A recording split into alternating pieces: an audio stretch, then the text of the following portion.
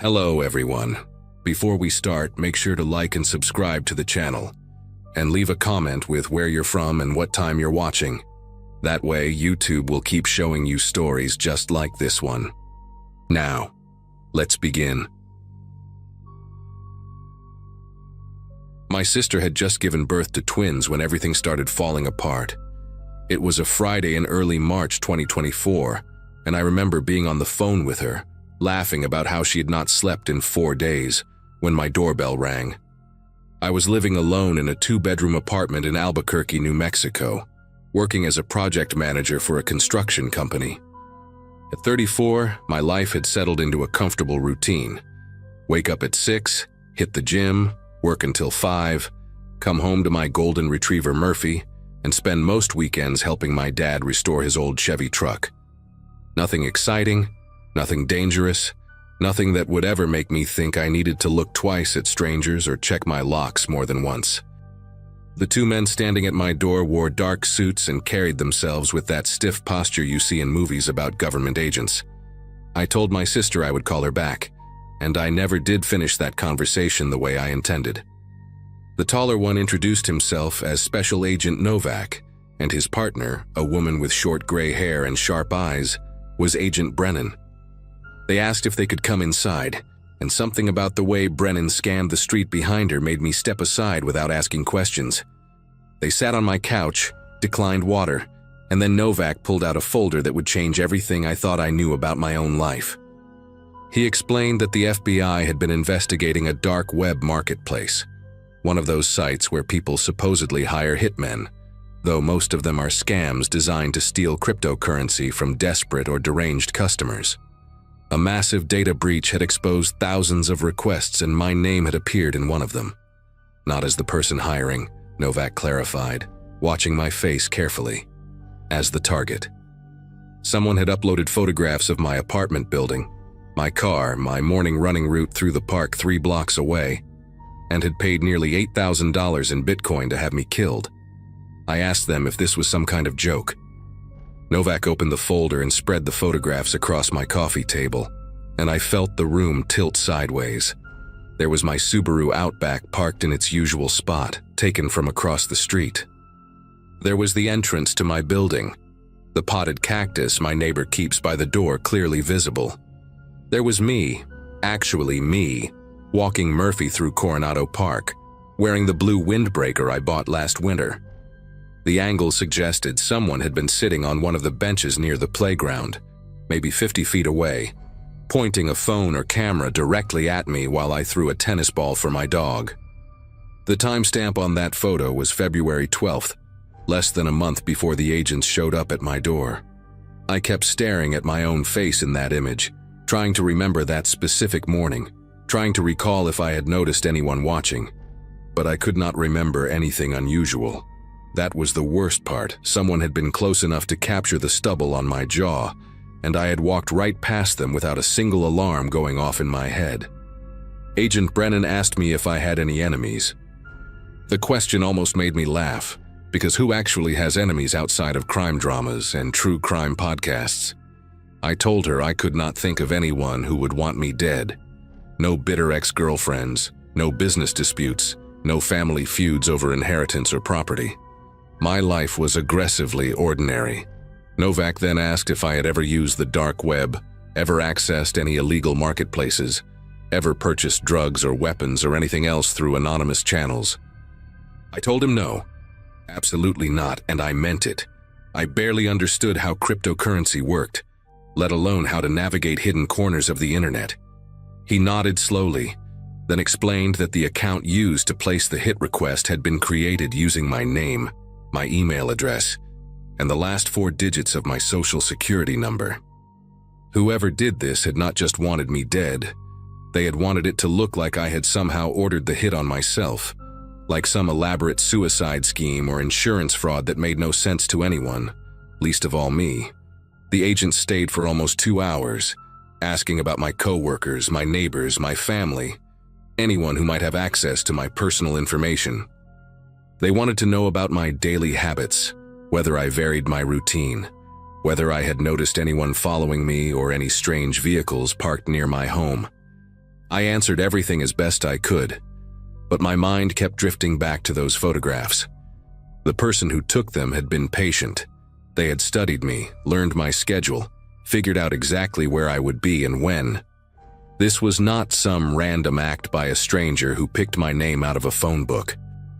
This was methodical, planned, almost professional in its execution. Before they left, Novak gave me his card and told me to call immediately if anything unusual happened. He also suggested I vary my routine, maybe stay with family for a while, consider installing a security system if I did not already have one. Brennan added, almost as an afterthought, that the marketplace had been a scam. No actual hitmen, just criminals collecting money and disappearing. That should have been reassuring. It was not. I called in sick to work the next day and spent the morning on my laptop, searching my own name obsessively, trying to figure out how someone could have gathered so much information about me. I checked my credit reports for signs of identity theft and found nothing unusual. I scrolled through my social media accounts, Instagram mostly, a Facebook I barely used, looking for anything that might explain how a stranger knew my running route or what time I left for work. My posts were mundane, unremarkable, the kind of content everyone shares without thinking twice. A picture of Murphy at the dog park, a sunset from my apartment balcony, a plate of tacos from my favorite restaurant downtown. Nothing that should have made me a target, nothing that revealed enough about my schedule for someone to track my movements with such precision. By noon, I had convinced myself that maybe this was all connected to a data breach I did not know about, some hacker selling personal information in bulk, and I had simply been unlucky enough to catch the attention of someone unstable. That theory held together for exactly 6 hours, until I checked my mailbox and found a plain white envelope with no return address and no postage, just my name printed in neat block letters. Inside was a single photograph. Me again, but this time sitting at a booth inside Frontier Restaurant, a place I had eaten at exactly once in the past month, on a Saturday afternoon when I met an old college friend passing through town. The photo was taken from somewhere near the entrance, probably through the window, and it captured me mid-laugh, a half-eaten burrito on the plate in front of me. On the back of the photograph, someone had written a single sentence in the same neat handwriting. "You should chew slower." I read those words maybe 15 times, trying to make sense of them, trying to understand what kind of person watches a stranger eat lunch and then delivers a cryptic message about chewing speed. My first instinct was to call Agent Novak, and I did, leaving a frantic voicemail because he did not pick up. My second instinct was to walk through my apartment checking every window lock, every door, every possible entry point. Murphy followed me from room to room, wagging his tail like this was some new game, completely unaware that his owner was quietly losing his grip on reality. I barely slept that night, sitting up in bed with the lights on, listening to every creak and groan of the building settling around me. Novak called me back the following morning and asked me to bring the envelope and photograph to the FBI field office downtown. I drove there with the evidence sealed in a plastic bag, checking my rearview mirror every 30 seconds like I expected to see someone tailing me. At the office, Brennan examined the photograph while Novak took notes, both of them wearing that carefully neutral expression that cops and agents must learn in training. They told me they would dust for fingerprints, analyze the handwriting, check security cameras in the area around my apartment building. But I could tell from their voices that they did not expect to find much. Whoever was doing this knew how to avoid leaving traces. Brennan asked me again if I could think of anyone at all, who might have a reason to frighten me like this. An ex-partner, a former friend, a co-worker I might have offended without realizing it. I mentioned a few names, people I had minor conflicts with over the years, but none of them seemed remotely capable of this level of obsession. She wrote down the names anyway and promised to look into them, but her tone suggested she was going through the motions more than expecting a breakthrough. I took 2 weeks off work after that. My boss was understanding when I explained there was a security situation, though I kept the details vague because I did not know how to summarize what was happening without sounding paranoid or crazy. I installed cameras around my apartment, 2 covering the front door, 1 on the balcony. One in the living room pointed at the main entrance. I changed my locks and added a deadbolt. I started parking in different spots each day and taking alternate routes whenever I left the building. Murphy and I stopped going to Coronado Park entirely, instead driving 20 minutes to a different part of town where I could walk him without feeling like prey in an open field. Every stranger became suspicious. The woman reading a book on a bench, the guy in the pickup truck parked across the street, the jogger who passed me twice on the same path. I analyzed faces, memorized license plates, looked for patterns that might reveal who was watching. The paranoia was exhausting, but I could not turn it off, not when I knew for certain that someone out there had documented my life in photographs and decided I was worth $8,000 dead. The second envelope arrived exactly 1 week after the first. Same handwriting, same lack of postage. This time the photograph showed my apartment building at night, taken from the parking lot, with my living room window circled in red marker. The lights were on in the photo, and if I looked closely I could make out the shape of myself standing near the kitchen counter, probably cooking dinner, completely unaware that someone was standing in the darkness below with a camera aimed at my home. The message on the back read, "New locks won't help." I remember sitting on my kitchen floor after reading that, my back against the cabinets, trying to breathe through the tightness in my chest.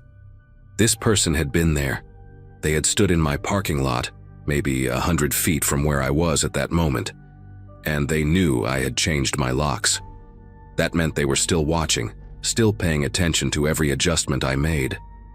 The cameras, the new deadbolt, the varied parking spots, none of it mattered because they were always close enough to notice. I called Novak again and he answered this time, his voice tired and apologetic. The fingerprint analysis had come back empty. The security cameras near my mailbox had been angled wrong, capturing nothing useful. They were still investigating, he assured me, but there was nothing new to report. I decided I could not stay in that apartment anymore. My dad lived about 40 minutes outside the city, in a small house on 3 acres of land, with good sight lines, and a German shepherd named Duke who barked at anyone who came within 50 feet of the property. I packed a bag, loaded Murphy into the car, and drove out there on a Sunday afternoon, telling myself it was just temporary, just until the FBI figured something out or the stalker got bored and moved on to someone else. My dad did not ask too many questions when I showed up, just handed me a beer and said I could stay as long as I needed. He was a retired electrician, practical and calm, the kind of man who fixed problems instead of worrying about them. That night, sitting on his back porch watching the sun go down over the desert, I felt something close to safe for the first time in weeks. The property was isolated, hard to approach without being noticed, and Duke patrolled the perimeter like he was bred for exactly this purpose. I let myself believe just for a moment that maybe I had outmaneuvered whoever was doing this. Maybe distance was the answer. Maybe they would lose interest now that I was no longer following my predictable routine in the city. That belief lasted until Wednesday morning. I had just finished breakfast and was helping my dad replace a fence post in the back pasture when I noticed something stuck to the windshield of my Subaru, parked in the driveway near the house. At first I thought it was a flyer, some advertisement that had blown in from the road, but as I got closer my legs almost gave out beneath me. It was another envelope, same white paper, same block letters spelling my name. Inside was a photograph of my father's house, taken from the road at the edge of the property, with the kitchen window visible and 2 figures standing inside, me and my dad, drinking coffee that very morning. The message on the back was longer this time. "Family is nice, shame to involve them."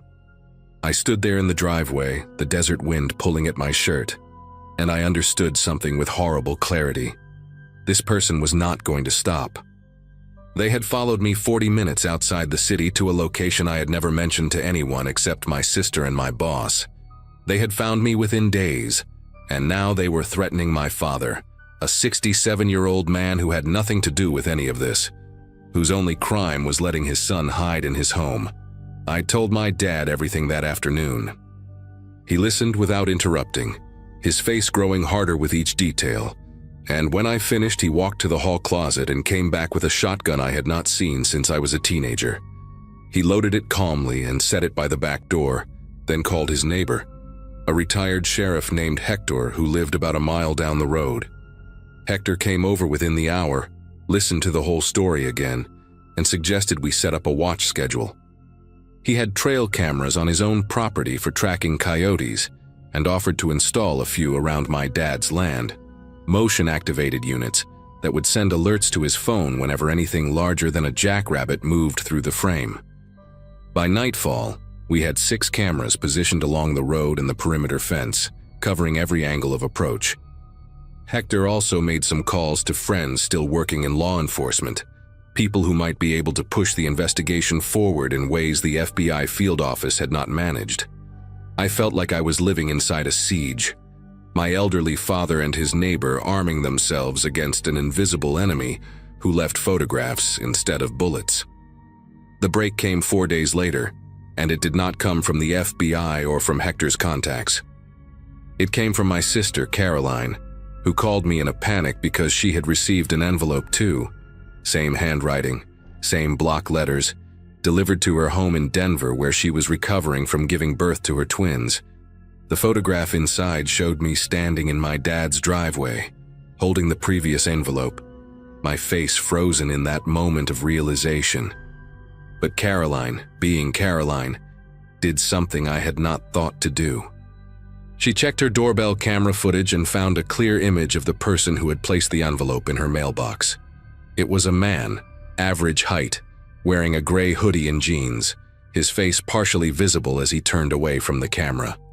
She sent the image to me, and I forwarded it immediately to Agent Novak, who ran it through their facial recognition database.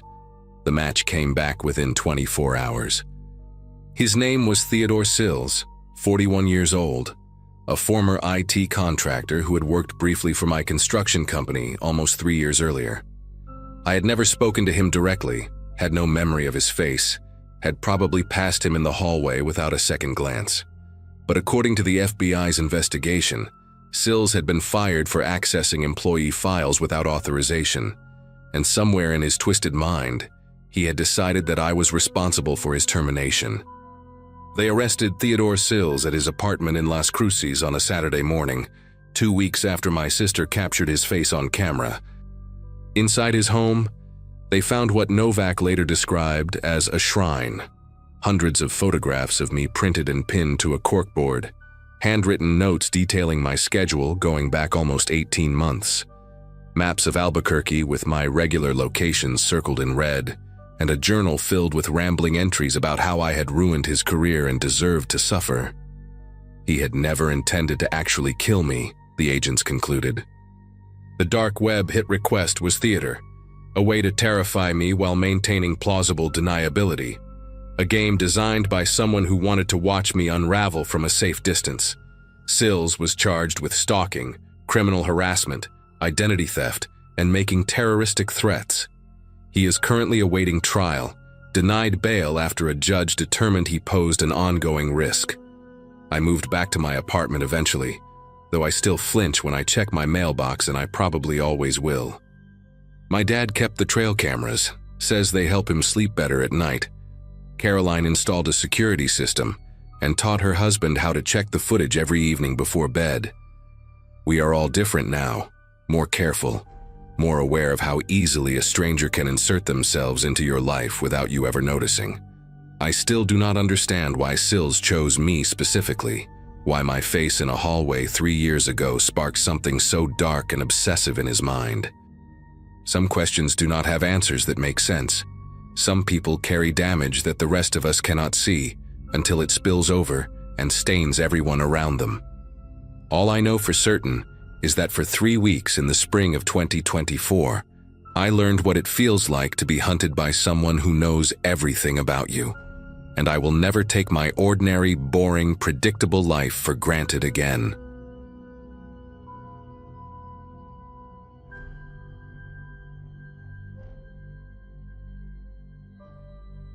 Curiosity has always been my worst trait. My wife Bethany used to joke that I would be the guy who dies first in a horror movie, because I just had to open that door, just had to check what was making that noise. She was not wrong. By the time I graduated college back in 2015, I had already gone through 3 laptops trying to learn about things most people never think about: how to access parts of the internet that do not show up on Google, what kind of markets exist in the shadows, who sells what to whom when there are no rules. It was never about buying anything.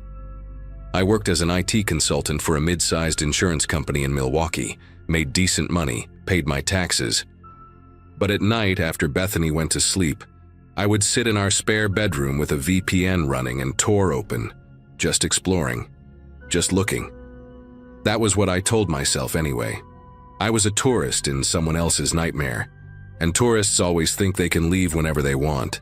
It was a Thursday in March of 2022 when I found it. The temperature outside had dropped to single digits, and our old Victorian house creaked and groaned against the wind like it was trying to warn me about something. Bethany was visiting her mother in Arizona for the week, so I had the place to myself, just me, the hum of my computer fans, and a mug of cold coffee I kept forgetting to drink. I had been browsing a forum that specialized in exotic animal trade, the kind of place where people discussed buying tiger cubs or rare birds smuggled out of South America. Disgusting stuff, but nothing I had not seen before in my years of digital wandering. There was a thread buried near the bottom of the page with a strange title: Premium Cuts, Verified Suppliers Only. At first glance, it seemed like another subsection about rare meats, bush meat, endangered species, that sort of illegal but ultimately unsurprising content. I clicked it without thinking much, the same way you might click any link that catches your eye. That single click would become the thing I regret most in my entire life. The forum looked different from the main page I'd been browsing. The layout was stripped down, almost primitive. Black background, gray text, no images visible at first. There were maybe 40 or 50 usernames listed as active members, each one a string of random letters and numbers that meant nothing on their own. The first few posts seemed to confirm my initial assumption. People discussing the logistics of shipping product across state lines, debates about the quality of different cuts, complaints about delivery times and packaging. Someone with the username X7R4N mentioned that their last shipment from the farm in Nevada had arrived in poor condition, and another user responded with advice about temperature control during transit. I scrolled through these conversations with the detached interest of someone watching a documentary about a world they would never enter. These people were criminals, sure, but they were just poachers and smugglers dealing in animal parts. Sad and illegal, but not exactly shocking. Then I noticed the way they talked about weights and measurements, and something in my chest began to tighten. The weights were wrong for animals. Someone requested a young female, preferably under 90 pounds, healthy teeth. Another user offered 2 males, early development stage from the Midwest collection point. A moderator posted guidelines about how to photograph inventory without showing identifying features, and specified that faces should be obscured but body conditions should be visible for quality assessment. I read those words 3 times before my brain allowed me to understand what they actually meant. These people were not talking about animals. They were not talking about exotic meats or bushmeat, or anything that had ever walked on 4 legs. I pushed back from my desk so hard that my chair slammed into the wall behind me. My mouth had gone completely dry, and I could hear my own heartbeat pounding in my ears like a drum that someone was playing too fast. I wanted to close the browser. I wanted to shut down my computer and go downstairs and watch television and pretend I had never seen any of this. But I did not do any of those things. Instead, I kept reading. There was an archived section of the forum that contained posts dating back several years. The moderators had organized everything into categories with labels that made my stomach churn: available inventory, successful deliveries, supplier reviews, and one folder simply titled Retired Stock. I clicked on the archives with the kind of compulsion that I imagine drives people to look at car accidents on the highway. You know you should not. You know it will haunt you. But some part of your brain needs to see it anyway. The oldest posts used even more coded language than the recent ones, referring to livestock and breeding potential and shelf life. But as I read through months and months of conversations, I started to recognize patterns. Suppliers talked about acquisition costs in certain geographic areas. They mentioned that product from rural regions was easier to obtain than from cities because fewer people noticed when someone went missing. One user with the handle Farmhand61 complained that the young ones from the foster system were becoming harder to source because of increased oversight. I felt bile rising in my throat as I read that sentence, and I had to close my eyes for a full minute before I could continue. The thing that finally broke something inside me was a photograph. Most of the images on the forum were blocked or deleted, replaced with text that said, "Image removed for security." But in one archived thread from 2018, someone had posted a picture that the moderators had apparently missed. It showed a room with concrete walls and a drain in the floor, the kind of industrial setup you might see in a meat processing plant. There were no people in the photograph, nothing explicitly violent or graphic. Just that empty room with its harsh fluorescent lighting and a metal table in the center, positioned directly over the drain. The table had leather straps attached to its sides. Below the photograph, a user had commented, "New facility looking clean. Should increase processing capacity by 40% this quarter." I stared at that image until my vision blurred, trying to convince myself that it could be something else, anything else. A veterinary clinic, a butcher shop, some kind of legitimate industrial space that just happened to look like a scene from my worst nightmares. But I knew what I was looking at. I knew exactly what that room was designed for, and I knew that real human beings had been brought there against their will. I should have stopped there. I should have taken screenshots, contacted the FBI, and walked away from my computer forever. But something else had caught my attention in the archived threads, references to specific locations and dates that seemed too detailed to be random. A user called Transit9 had posted about a pickup near a truck stop outside of Tucson in November of 2017. Another mentioned a batch that had been processed in a rural area of eastern Missouri the following spring. These were not vague comments. They included highway numbers, approximate mileage from major cities, and sometimes even weather conditions on the day of the operations. My hands moved to my keyboard almost without my permission, and I opened a new browser window, a regular one this time, not running through Tor. I typed the date and location from the Tucson Post into a news search. It took me less than 30 seconds to find an article about a missing 17-year-old girl named Brittany Saunders, who had last been seen at a gas station along that exact stretch of highway, just 2 days before the forum post was made. Her case was still unsolved, her family was still looking for her, and someone on that forum had referred to her as fresh product, minimal transport damage. I spent the next 4 hours cross-referencing forum posts with missing persons databases. By the time the sun started coming up through my office window, I had matched 7 different discussions to real disappearances. A 19-year-old boy from rural Kansas who vanished while walking home from his night shift at a warehouse. Twin sisters from a small town in Minnesota who went missing during a family camping trip. A homeless woman in her 20s whose case had barely made the local news in Albuquerque. Each time, the forum posts lined up with the locations and time frames in ways that could not be coincidental. The users talked about these people the way restaurant suppliers might discuss shipments of beef or chicken, quality ratings, complaints about damaged goods, arguments about pricing. One thread contained a detailed review of a supplier who operated somewhere in the Great Lakes region, praising his ability to acquire clean product with no prior documentation. I realized with a sickening clarity that they meant people who would not be missed. Runaways, homeless individuals, undocumented immigrants, people whose disappearances would never make national headlines, whose faces would never appear on primetime news segments. The system was designed to target the invisible, and it had been operating for years right beneath the surface of the world I thought I knew. By mid-morning, I had compiled a document with everything I had found. screenshots of forum posts, links to news articles about the missing persons cases, a timeline showing how the dates matched up. My eyes burned from staring at the screen all night, and my body ached from sitting in the same position for hours without moving. I had not eaten anything since dinner the previous evening, but the thought of food made me physically ill. I saved the document to an encrypted folder, and then sat there for a long time, trying to figure out what to do next. Calling the local police seemed pointless. This was clearly something that spanned multiple states, maybe even multiple countries.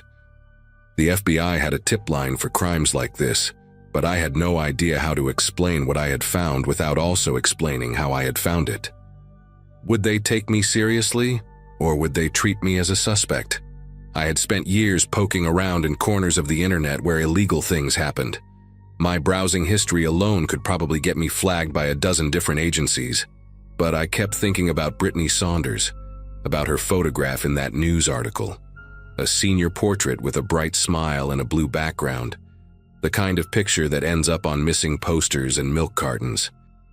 Someone on that forum had called her fresh product. Someone had weighed her like meat and assigned her a price. I picked up my phone and dialed the FBI tip line before I could talk myself out of it. The woman who answered sounded tired, like she had already taken 100 calls that morning and expected 100 more before lunch. I told her I had found something online that I believed was connected to human trafficking. She asked me a series of questions in a flat, professional voice. What website? How did I access it? What specifically did I observe? I answered as clearly as I could, though my voice kept cracking in places where I had to describe the content of the forum posts. When I mentioned that I had matched some of the discussions to real missing persons cases, her tone shifted slightly. Not quite interested, but more alert. She took down my name and contact information and told me that someone from the cyber division would be in touch within 48 hours. Then she thanked me for calling, and the line went dead. I sat there holding my phone for several minutes, unsure whether I had just done something brave or something incredibly stupid. The forum was still open on my computer screen, those gray letters glowing against the black background like a warning I had ignored. I closed the browser without looking at it again and went downstairs to make coffee, my legs unsteady beneath me like I had just stepped off a boat after weeks at sea. The FBI did call back, though it took them 5 days instead of 48 hours. A man named Special Agent Thornberry asked me to come to their field office in downtown Milwaukee to give a formal statement and hand over the files I had compiled. I spent 3 hours in a gray room with fluorescent lights, answering questions from 2 agents who treated me with a mixture of professional courtesy and barely concealed suspicion.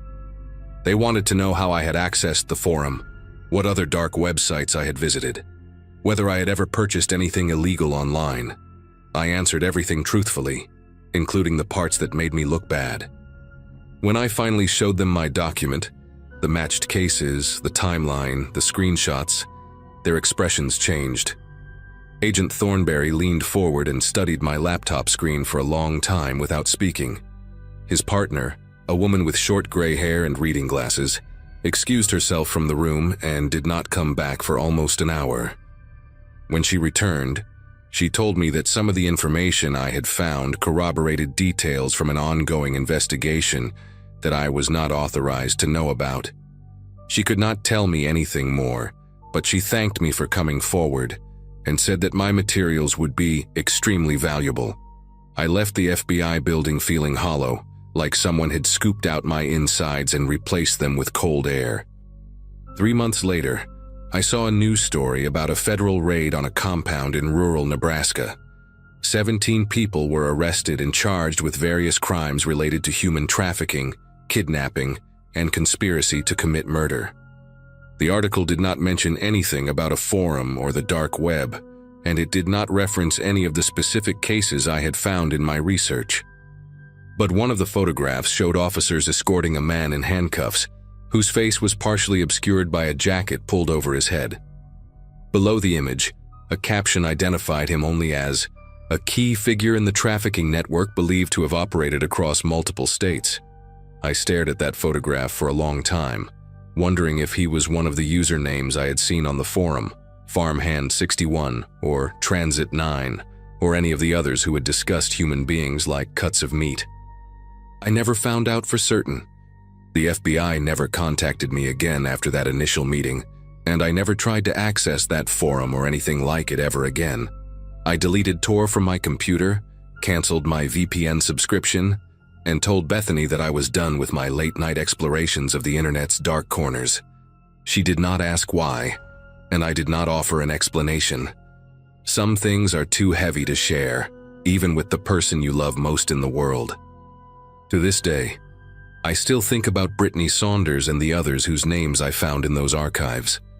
I think about the ones I did not find, the ones who disappeared without anyone ever noticing.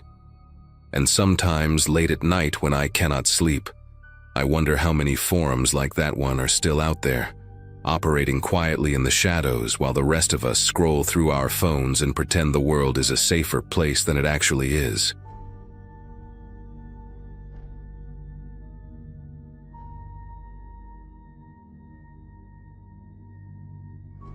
My buddy Owen and I had just finished our junior year in the cybersecurity program at a small college in Michigan when we came up with what we thought was a brilliant idea for our summer research project.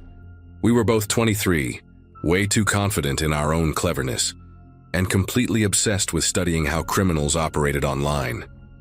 The plan was simple. We would create a fake service on the dark web, something that offered vague problem-solving for people who needed things handled discreetly.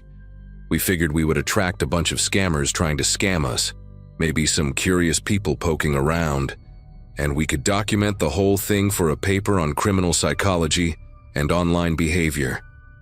Owen had the technical skills to set up the hidden service, and I handled the writing, creating this mysterious persona that promised results without ever specifying what kind of results. We thought we were so smart, two kids playing pretend in a world we did not actually understand.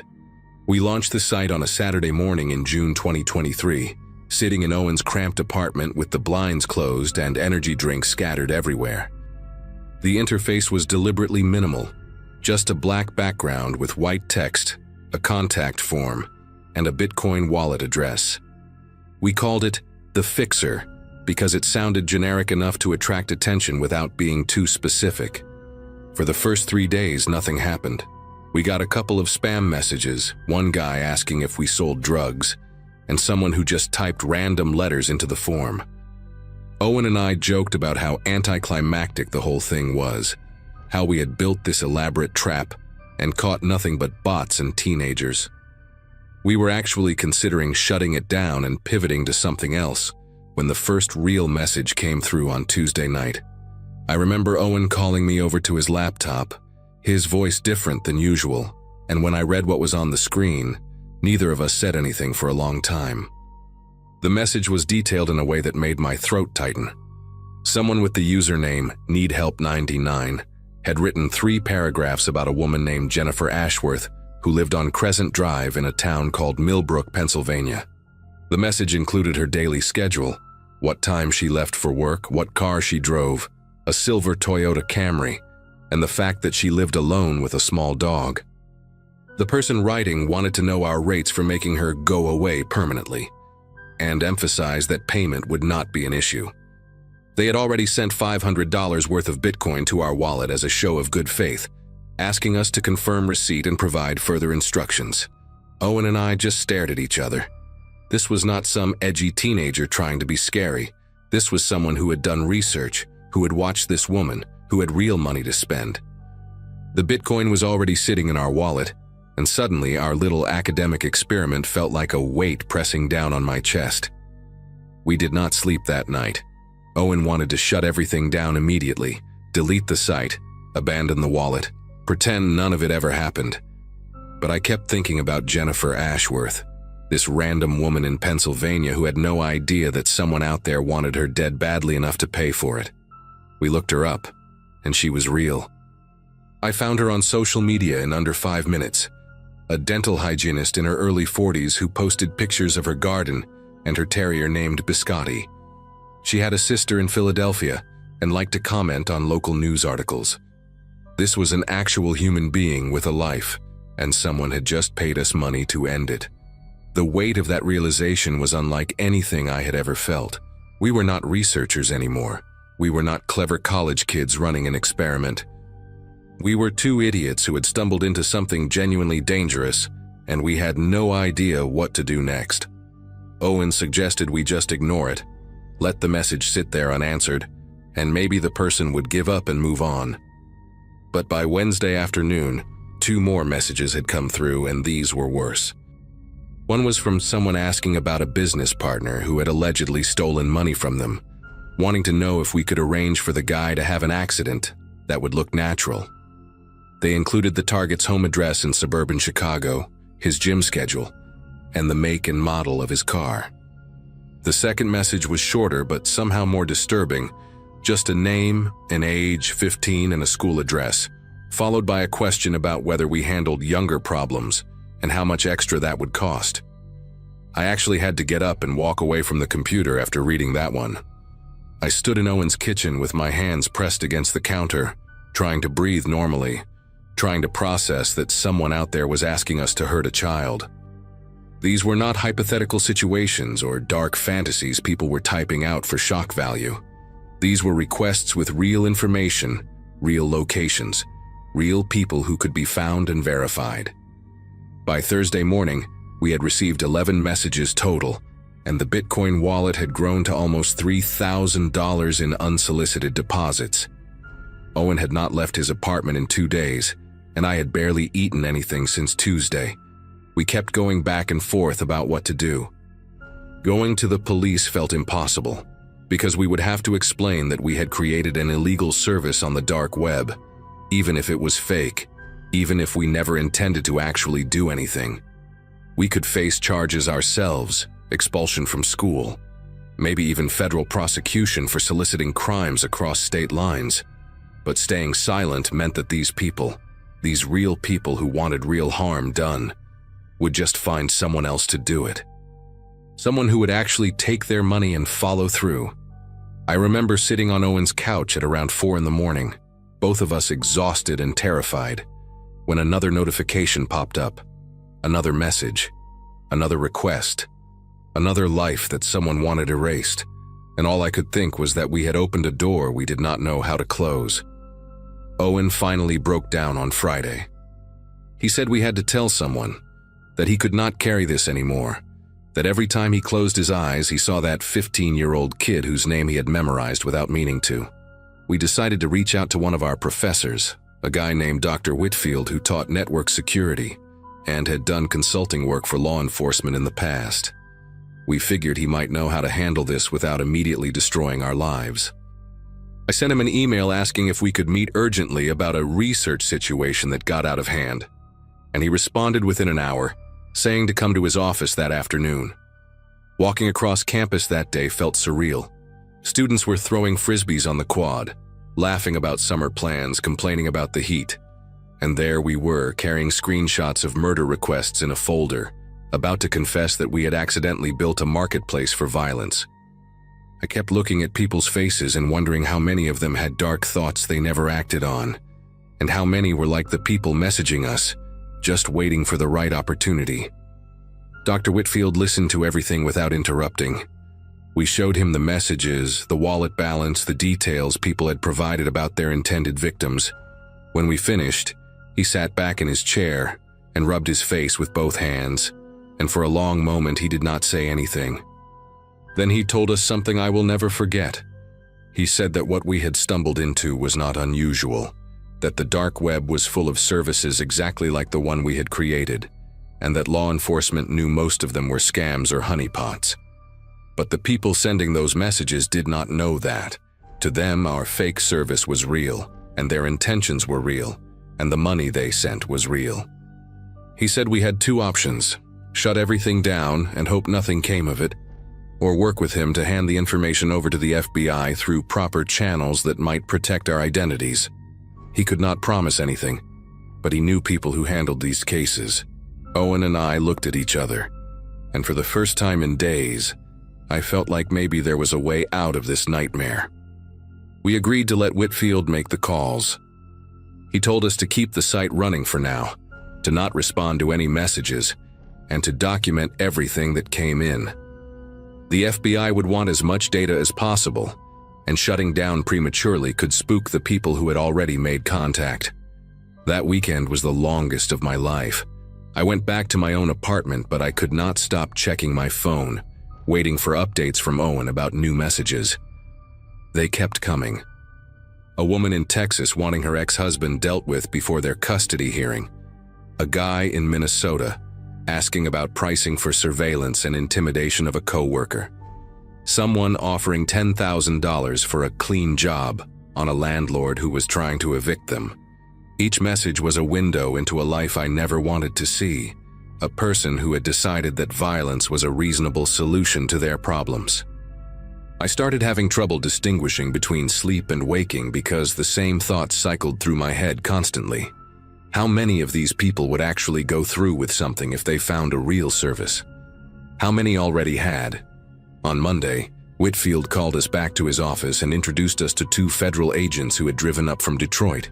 They were calm and professional, not at all what I expected, and they treated us more like witnesses than criminals. They explained that our situation was not unique, that they had seen college students and amateur hackers stumble into similar traps before. What mattered now was cooperation. They took copies of everything, the messages, the wallet addresses, the server logs that Owen had meticulously kept. One of the agents, a woman with short gray hair whose name I never caught, told us that at least 3 of the requests we received matched ongoing investigations. Real cases with real suspects who had been looking for exactly the kind of service we pretended to offer. She said our data could help build cases against people who might otherwise never face consequences. I should have felt relieved, but instead, I just felt hollow. These were not abstract criminals. These were regular people with jobs and families who had typed out requests to have other human beings killed, and they were everywhere. The agents told us to take down the site that same day, and Owen did it right there in Whitfield's office.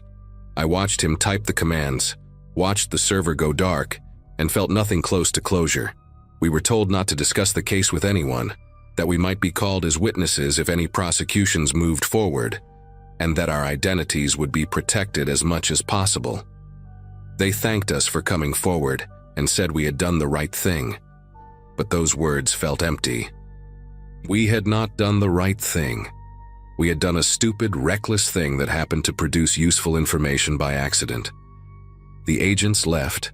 Whitfield told us to take care of ourselves, and Owen and I walked out of that building into the summer heat without saying a word to each other. I remember the sunlight feeling offensive somehow, too bright and too normal for what we had just been through.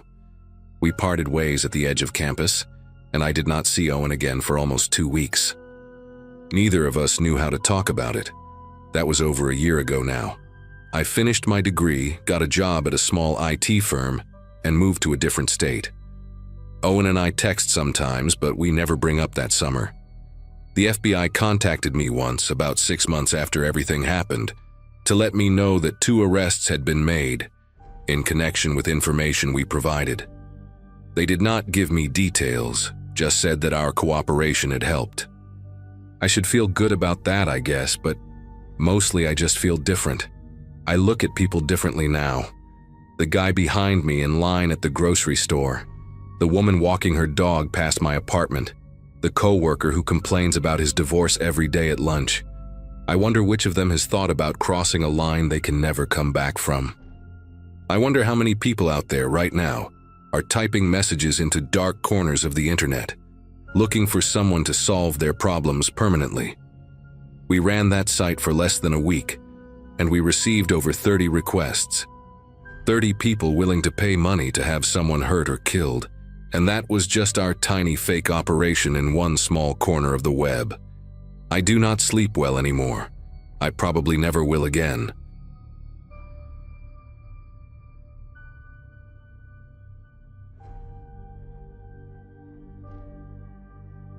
Most people my age spend their evenings watching television or scrolling through Facebook, but I have always been drawn to the forgotten corners of the internet. I work as a digital archivist for the county library system in Albuquerque. A job that sounds boring until you realize it gives you access to tools and knowledge that most civilians never encounter. My daughter left for college in Arizona back in 2018, the same year my husband started traveling 3 weeks out of every month for his consulting firm, and suddenly, I had more empty hours than I knew what to do with. That was when I taught myself to navigate the deep web. It began as professional curiosity. I was trying to recover old community forums that had disappeared when their servers went offline, preserving digital history that would otherwise be lost forever. I learned how to use Tor, how to read onion addresses, how to trace the ghosts of websites through mirror sites and archive services. My coworkers joked that I was becoming obsessed. They had no idea how right they were. On a Wednesday night in early March, I found something that I cannot stop thinking about even now, months later. I had been following a trail of dead links for hours, starting with an old photography forum from 2004 and bouncing between archive mirrors until I barely remembered where I had begun. That was when the page loaded, a personal blog that looked like it belonged to another era entirely. Plain white background, Times New Roman font, no header images or sidebars or any of the things modern websites have. The URL was a meaningless string of letters and numbers, the kind that gets auto-generated when someone does not bother choosing a real address. What caught my attention was the date on the most recent post, just 3 weeks earlier. Everything about the site screamed early 2000s, yet someone was still updating it. The post was titled, "Lessons from February," and I assumed it would be the usual self-help nonsense or amateur creative writing. I scrolled down and started reading, and within 30 seconds I felt my entire body go rigid in my chair. The writing style was fragmented, almost stream of consciousness, like someone jotting down thoughts without any intention of making them coherent. The first entry talked about mistakes and lessons learned, phrases that seemed innocent enough on their own. But the context was all wrong. The author wrote about someone who did not cooperate and how frustrating that had been, how it had forced a change in plans. There were references to timing, to patience, to the importance of observation. Between the blocks of text, there were photographs, not of people but of objects. A single house key on a wooden table labeled with a date and the words, "Riverside Drive, unsuccessful." A pair of running shoes, white with pink laces, photographed on what looked like a garage floor, labeled November 14th, Cedar Hills Park. A silver bracelet with a small charm in the shape of a butterfly, resting on a dark surface I could not identify, labeled only with a date from January. I kept scrolling, my mouth dry, telling myself there had to be an innocent explanation. Maybe this was some kind of art project, a fictional horror blog meant to unsettle visitors. People create things like that all the time, but the deeper I went, the harder it became to convince myself this was fiction. The entries spanned almost 2 years, and they followed a pattern that made my skin prickle. The author would write about watching someone, learning their schedule, noting when they left for work and when they came home. Then there would be a gap of a few weeks, followed by a post about what went wrong or what went right. The language was clinical, detached, like someone reviewing their own performance. She was more alert than expected, had to abort. The window was a better access point than the door. Next time I need to account for neighbors who keep irregular hours. And always, there were photographs of objects, jewelry, keys, shoes, a hairbrush, a coffee mug with a logo I did not recognize, each one tagged with a date and a location. I found myself breathing faster, my pulse hammering in my temples. I grabbed a notebook from my desk and started writing down every location mentioned, every date, every detail I could extract from those cryptic entries. I needed to prove to myself that this was fake, that none of it matched anything real. It took me less than an hour to find the first match. One of the entries from October mentioned a location called Ridgecrest Avenue, a name I did not recognize, but that sounded local enough to search. I typed it into a regular browser along with the word "missing" and the year, and the results made me push back from my desk so hard my chair nearly tipped over. A woman named Felicity Dunn had disappeared from Ridgecrest Avenue in October of the previous year.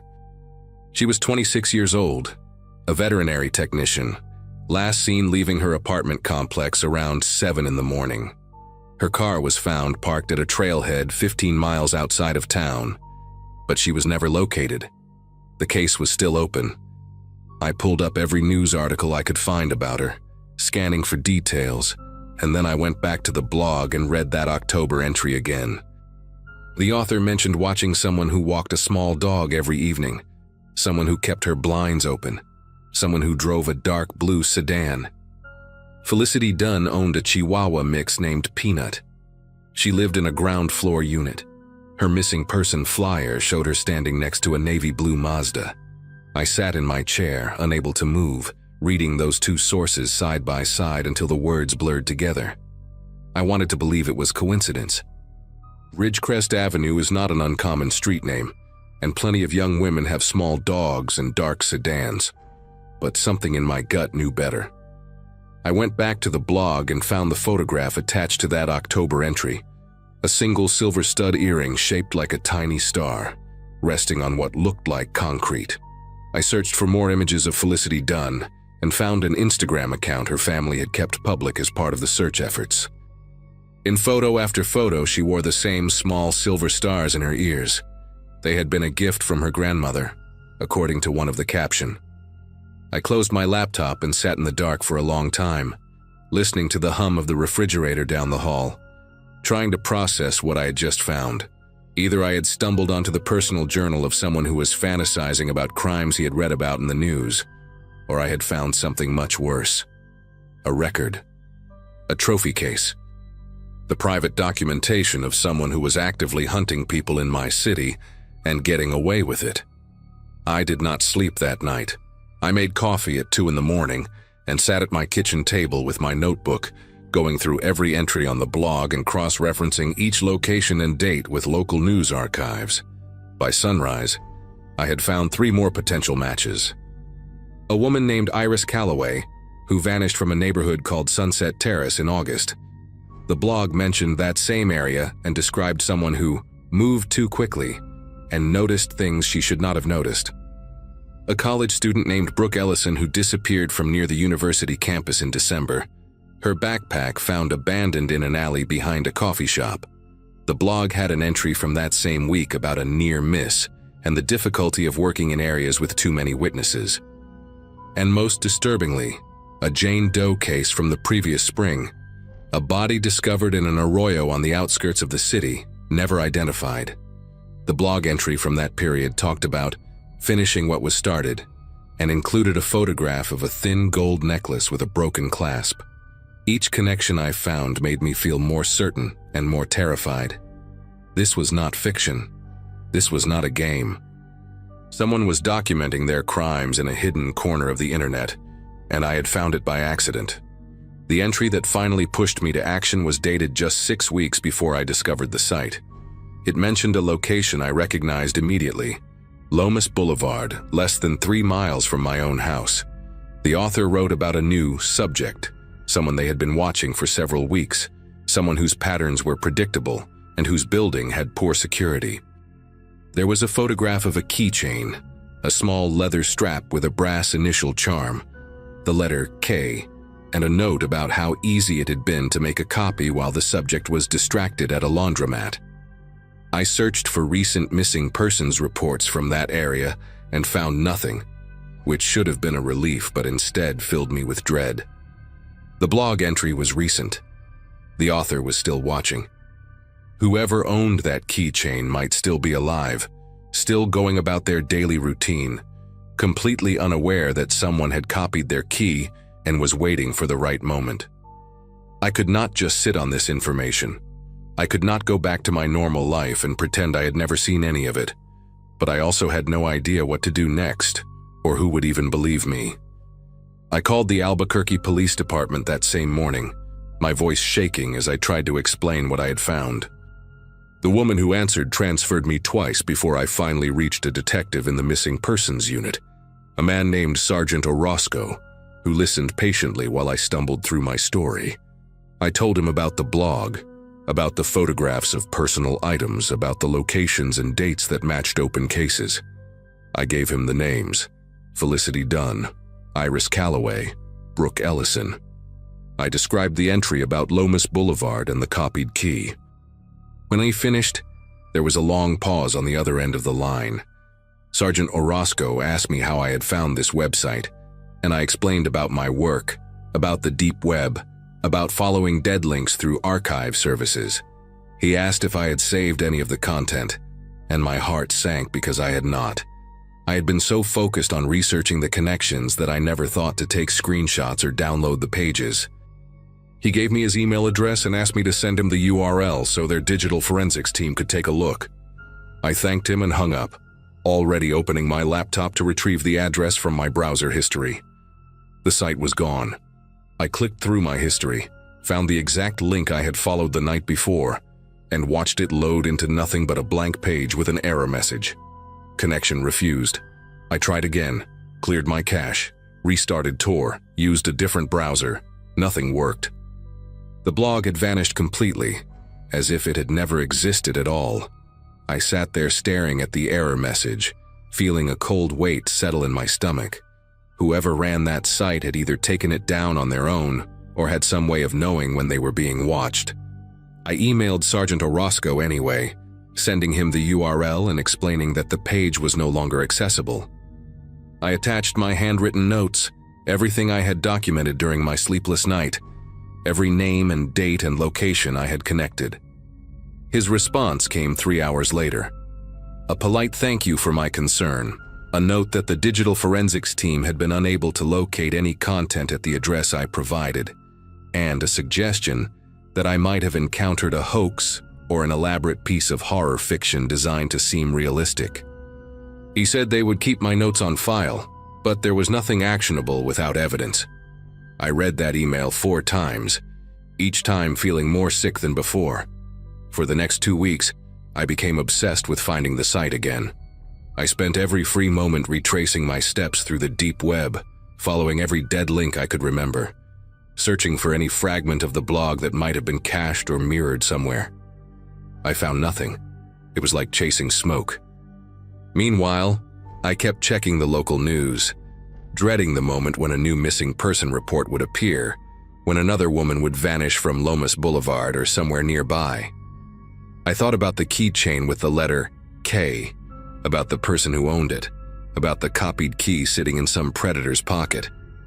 I thought about knocking on doors in that neighborhood, warning strangers about a threat I could not prove, but I knew how that would look. A middle-aged woman ranting about a website nobody else had seen, sounding exactly like the kind of person people cross the street to avoid.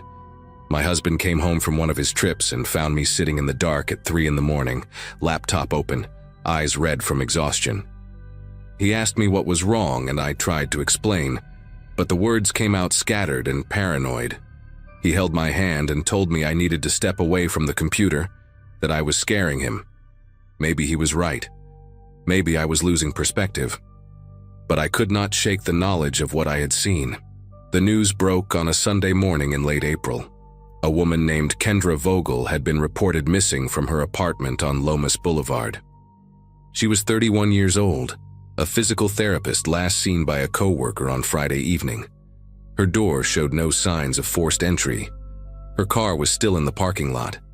Her family said she would never leave without telling someone, that she was not the type to just disappear. I stared at the article on my phone, reading the name over and over again. Kendra, the letter K on the keychain. He had a copy of her key. He had been inside her apartment before she even knew she was in danger. I called Sergeant Orozco immediately and left a voicemail that probably sounded unhinged. I told him about the blog entry, about the keychain, about how I had tried to warn him weeks ago. He called me back that afternoon, and this time his tone was different. He asked me to come to the station and give a formal statement. He asked if I would be willing to work with their digital forensics team to try to reconstruct my search history from that night. He did not apologize for dismissing me before, but I could hear something new in his voice, something that sounded almost like fear. I told him I would be there within the hour. The next 3 months were a blur of interviews, forensic analysis, and waiting. The police tech team managed to recover fragments of my browsing history, enough to confirm that I had accessed something on the deep web that night, though the actual content of the site remained unrecoverable. They cross-referenced my notes with their case files and found details that had never been released to the public. The specific location where Felicity Dunn's earring had been found, the broken clasp on the Jane Doe's necklace, the exact time window when Brooke Ellison had last been seen. I had no way of knowing those things unless I had seen them somewhere, and the only place I could have seen them was that blog. Sergeant Orozco stopped treating me like a nuisance and started treating me like a witness. They brought in FBI consultants who specialized in online predators, people who understood how criminals use the dark web to document and share their activities. One of them, a woman with gray hair and tired eyes, told me that what I had stumbled onto was not unique. There were others out there, hiding in plain sight on forgotten corners of the internet, keeping records that no one would ever find unless they got very lucky or very unlucky. She said I was the first credible lead they had found in years. That did not make me feel any better. Kendra Vogel was found in early July, alive, in a storage unit on the edge of the city. A neighbor had reported a strange smell coming from the facility, and when police investigated, they found her dehydrated, malnourished, but breathing. She had been held there for almost 2 months. The man who took her was a 43-year-old electrician named Russell Embry, someone with no prior criminal record, someone who had lived in Albuquerque his entire life without attracting any attention. They caught him because he made a mistake. He used a credit card registered to his real name to pay for the storage unit, a lapse in judgment after years of careful planning.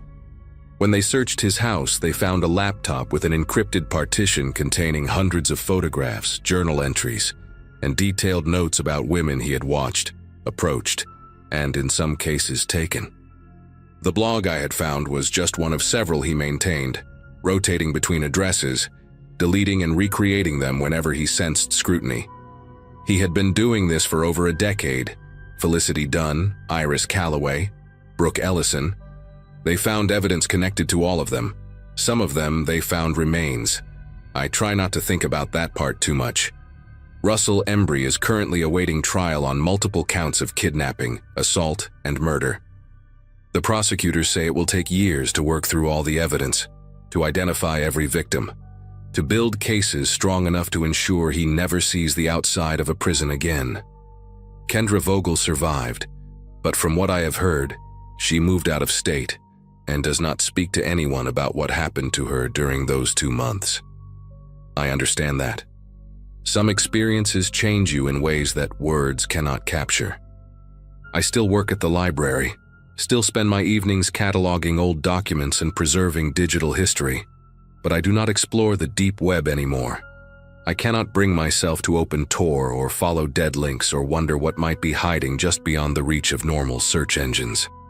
Sometimes at night, when my husband is asleep and the house is quiet, I think about that blog and the plain white background and the photographs of objects that belong to women who would never come home. I think about how close I came to dismissing it as fiction, how easily I could have clicked away and never thought about it again. I think about the entry for Lomas Boulevard, about the keychain with the letter K, about the weeks I spent trying to warn someone while a woman sat in a storage unit waiting to die. The FBI agent told me I helped save a life, and maybe that is true.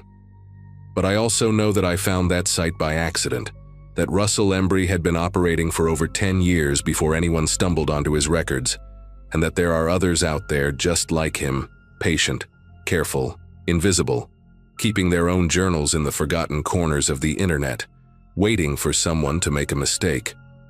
I check my locks 3 times every night now. I installed cameras on every door, and I never, ever leave my blinds open after dark.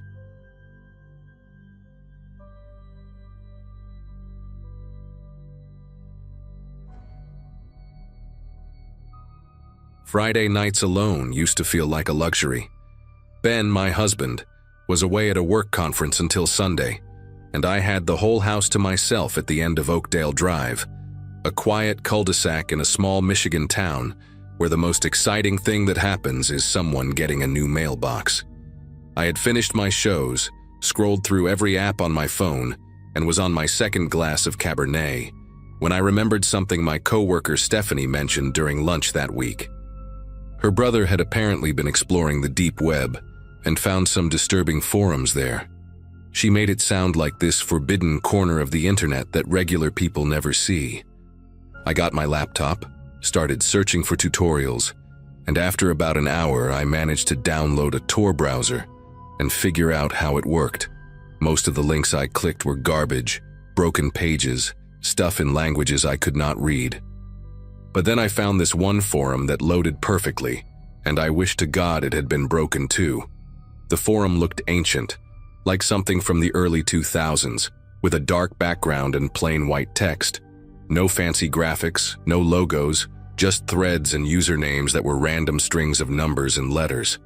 I scrolled through the main page and my curiosity turned into something else entirely. There were threads about things I do not even want to type out. Discussions about surveillance techniques on specific people, complete with photos that were clearly taken without consent. Guides on how to find personal information from social media profiles. One thread had a list of home addresses matched with daily routines of the people who lived there. I felt sick, but I kept scrolling, the way you cannot look away from a car accident. I spent maybe 15 or 20 minutes reading before I finally closed the browser, deleted it from my computer, and tried to convince myself that what I had just seen was probably fake, some kind of elaborate dark joke by edgy teenagers. I poured another glass of wine and told myself I was being paranoid. It could not have been more than 10 minutes after I closed everything. I was in the kitchen rinsing my wine glass when my phone buzzed on the counter. I figured it was Ben checking in or maybe Stephanie sending some meme, so I picked it up without thinking. The message came from a number I did not recognize, no name attached, just a string of digits with an area code I had never seen before. There was no text, just a photo. I tapped on it and my whole body went cold. It was the front of my house. My house. Taken from the street maybe 20 feet from the curb, showing the porch light on and my car in the driveway. The angle was slightly tilted, like someone had snapped it quickly while walking by. I stood there staring at my phone for what felt like a full minute, trying to come up with some logical explanation. Maybe it was a wrong number, some weird coincidence, a realtor sending photos to the wrong contact. But then the second message came through. 3 lights on inside. Kitchen, living room, upstairs bathroom. That was all it said. I read it twice because my brain refused to process what I was seeing. I looked up from my phone and realized the message was accurate. The kitchen light above my head was on. The living room lamp behind me was on. And I had left the bathroom light on upstairs when I came down earlier. Whoever sent this was not guessing. They were watching my house right now, at this exact moment, counting which windows were lit up from the outside. I felt my legs go weak and I grabbed the edge of the counter to steady myself. I wanted to run to the windows and look outside, but something told me that was exactly what they wanted me to do. I wanted to see who was out there, but I also did not want them to see me seeing them. I just stood there in my kitchen, frozen between the urge to look and the fear of what I might find. I grabbed my phone and tried to call Ben. My fingers were trembling so badly that I mistyped his number twice before finally getting it right. It rang once, twice, 3 times, and then went to voicemail. I hung up and tried again. Same thing. I sent him a text that probably made no sense, something like, "Call me now, someone outside the house, please call me." Then I tried 911. I dialed the numbers and pressed call, and the screen showed it was connecting, but nothing happened. No ring, no operator, nothing. I pulled the phone away from my face and saw that I had full signal, 4 bars. Everything looked normal. I tried again, and this time it rang once before cutting out completely. I do not know if it was the phone, the network, or something else entirely, but in that moment I felt more alone than I have ever felt in my life. I was standing in my own kitchen, in my own house, and I could not reach a single person who could help me. That is when I heard it. A soft rattling sound coming from the front of the house. It was subtle at first, almost like the wind pushing against the door, but then it got more deliberate. Someone was testing the handle. Not knocking, not ringing the bell, just slowly turning the knob back and forth to see if it would open. I held my breath and listened. The sound stopped for a few seconds, then started again. Turn, pause, turn, pause. Like they were being patient about it, checking if anyone would react. I backed away from the kitchen toward the hallway, trying to remember if I'd locked the door when I came home. I always lock the door. I always do. But in that moment, I could not remember, and the doubt was enough to make my chest tighten until I could barely breathe. The rattling stopped again, and the silence that followed was somehow worse than the sound itself. My phone buzzed in my hand and I nearly dropped it. Another message from the same unknown number. This one had no photo, just text. You should not have visited. I stared at those 5 words and felt something click into place in my brain. The forum, the deep web. Somehow, in those 15 or 20 minutes I spent scrolling through that site, someone had tracked me. I thought I was anonymous, thought the Tor browser was supposed to hide everything, but clearly I was wrong. Maybe I clicked something I should not have. Maybe my computer gave away information I did not know it could give. I do not understand how any of it works. And standing there in my hallway with someone outside my door, I realized how stupid I had been. I was a 31-year-old woman who worked in insurance and barely knew how to update her own phone, and I thought I could just waltz into the darkest corner of the internet without consequences. I made a decision. I was not going to stand there like a sitting duck waiting for whatever was going to happen next. I moved as quietly as I could toward the back of the house, staying low, keeping away from the windows. Our house has a back door that leads out to a small patio, and then the yard, which connects to a strip of woods that separates our neighborhood from the next one over. If I could get outside without being seen, I could run to the Nelson's house 2 doors down.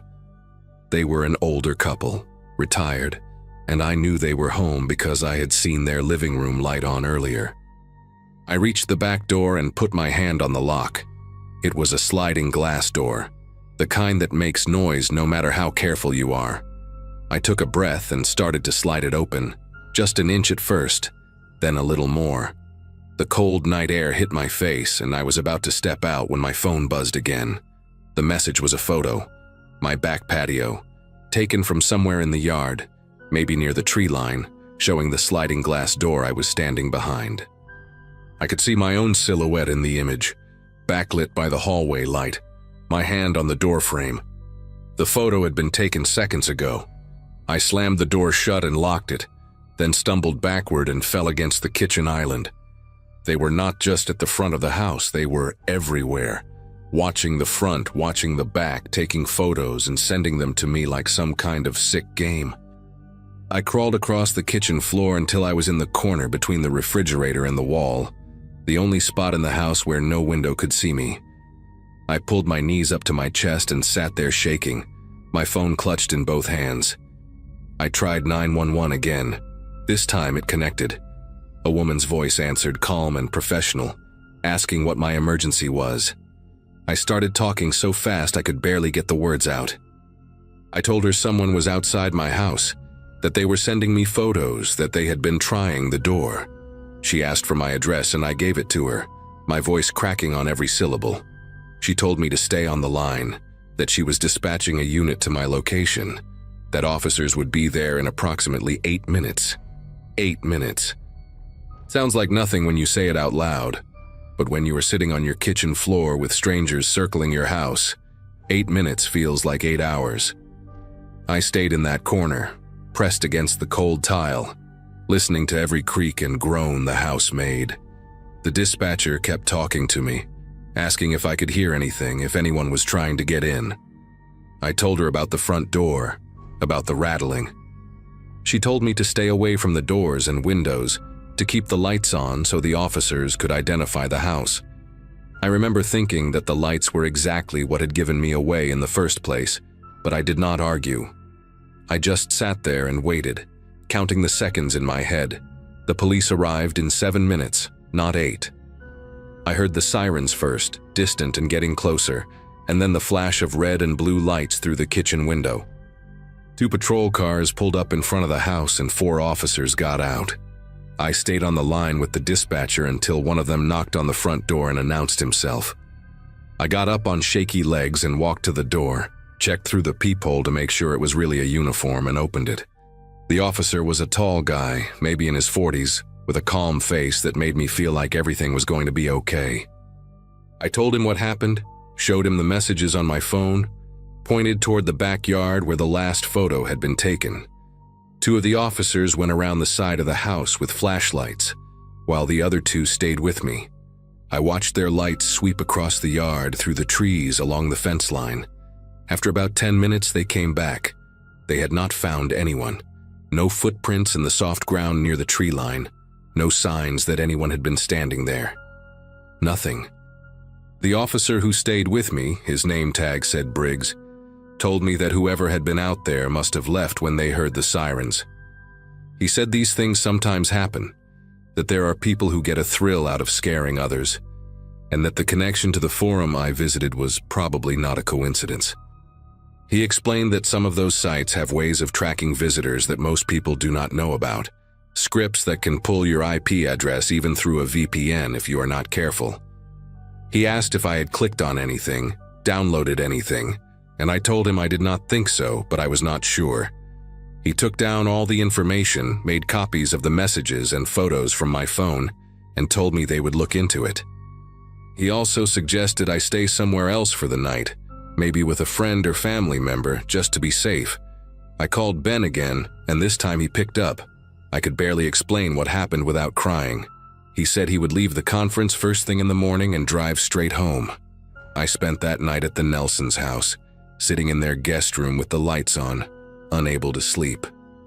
Ben got home the next afternoon and we went through the house together, room by room, checking every lock, every window, every corner. Nothing was disturbed. Nothing was missing. It was like that night had never happened, except for the photos still saved on my phone and the police report with my name on it. The detective assigned to the case called me twice over the following weeks, but he never had any real updates. The phone number that sent the messages was traced to a burner, purchased with cash somewhere in Chicago, already deactivated by the time they looked into it. The photos had no metadata, no GPS coordinates, nothing that could tell them where they came from or who took them. The forum I visited was gone too. I tried to find it again a few days later, just to show Ben what I had seen, but every link led nowhere. It was like it had been erased from the internet completely. The detective said that was common with those kinds of sites, that they appear and disappear all the time to avoid detection. He told me to let him know if anything else happened, but nothing ever did. That was almost 2 years ago. I still live in the same house, still drive down the same street, still wave at the Nelsons when I see them outside. Ben and I got a security system installed, cameras on every corner of the property, motion sensors, the whole setup. I check the footage sometimes, late at night when I cannot sleep, scrolling through hours of empty driveway and still trees. I have never seen anything unusual.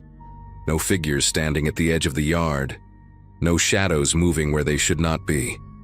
Whoever was out there that night, whatever they wanted, they got it and moved on. Or maybe they are still watching from somewhere I cannot see, waiting for something I do not understand.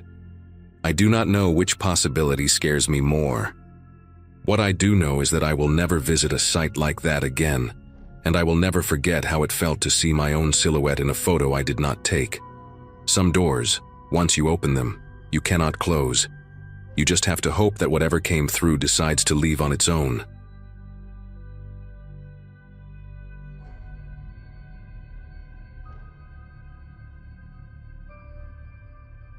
Boredom can make you do stupid things. At 16, with summer break stretching out like an endless desert and most of my friends away on family vacations, I found myself alone in our house in suburban Milwaukee more often than not. My parents both worked long shifts, Dad at a packaging plant, Mom as a nurse at the county hospital. So from June through August, the house was basically mine from 7 in the morning until 6 at night. I had a decent gaming PC in my room, a graduation gift from my uncle who worked in IT, and way too much unsupervised time on my hands. Most days I would just play online games, watch YouTube videos, or scroll through Reddit until my eyes burned. But that particular summer, around mid-July 2024, I got curious about something I had only heard whispers about in gaming forums and edgy corners of the internet: the deep web. It started innocently enough, or at least that is what I told myself. I downloaded Tor after watching a few videos about internet privacy and how journalists in dangerous countries used it to communicate safely. The first few sites I visited were boring, just forums about cryptocurrency, some libraries of old books, nothing exciting. But then I stumbled into the stranger corners. Not the illegal marketplaces or anything that extreme. I was curious, not suicidal. But forums where people discussed hacking, shared supposedly leaked documents, and posted cryptic threads about corporate surveillance. One forum in particular caught my attention. It was called the Null Archive, and it presented itself as a community of digital privacy advocates. The interface was ugly, all dark backgrounds and green text like something from an old movie about hackers.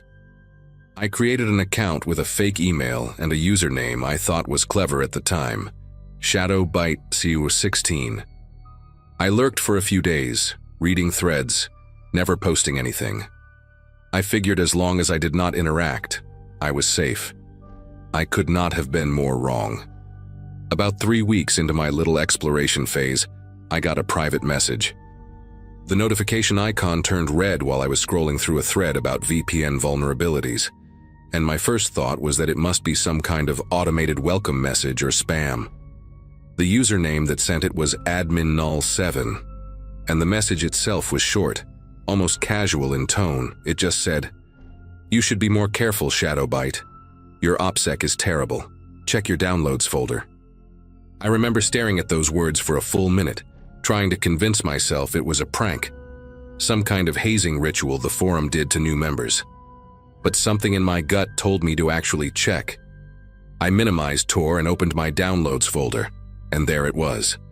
A text file I had never seen before, dated that same day, named helloshadow.txt. I had not downloaded anything. I had not clicked any links. The file had just appeared on my computer like it had always been there. I wish I could say I was smart enough to shut everything down right then, pull the plug on my PC, and never look back. But curiosity is a powerful drug, especially when you are 16 and think you are invincible. I opened the text file. Inside was a list, and when I started reading it, my whole body went cold in a way I had never experienced before. It was my browser history from the past month, not just from Tor, but from Chrome too. Every single site I had visited laid out in neat chronological order. Below that was a list of the photos saved on my computer, including the file names of pictures I had taken on my phone and transferred over. Then came my school schedule for the upcoming semester, pulled from an email I had received from Roosevelt High 2 weeks earlier. And at the very bottom, in plain text like it was nothing special at all, was my home address. My actual home address, the house where I was sitting alone at that very moment, reading words that a stranger had somehow planted on my computer. I slammed my laptop shut like it was on fire. My heart was beating so fast I could hear it pounding in my ears, and for a long moment I just sat there in my dim bedroom, staring at the closed computer like it might spring open on its own. The house felt different now, bigger and emptier than it had 5 minutes ago. Every creak of the floorboards, every hum of the air conditioning made me jump. I kept thinking about that address at the bottom of the file, how casually it had been placed there, like a signature at the end of a letter. Whoever this adminnull7 person was, they knew where I lived. They could be anyone, anywhere in the world, but they knew the exact street where I slept every night. I thought about calling my parents, but what would I even say? That I had been poking around illegal hacking forums and now someone was messing with me? I could already picture my dad's face, the disappointment mixed with anger, the lectures that would follow. So I did nothing. I just sat there in the growing dark, too scared to open my computer again. but too ashamed to ask for help. After maybe an hour of sitting paralyzed in my room, I finally worked up the nerve to open the laptop again. There was another message waiting in my null archive inbox, sent about 20 minutes after the first one. "Relax," it said. "I am not the one you need to worry about. I am the one warning you. Someone on this forum has been running a data harvesting operation for months. They target new accounts, especially ones with weak security like yours.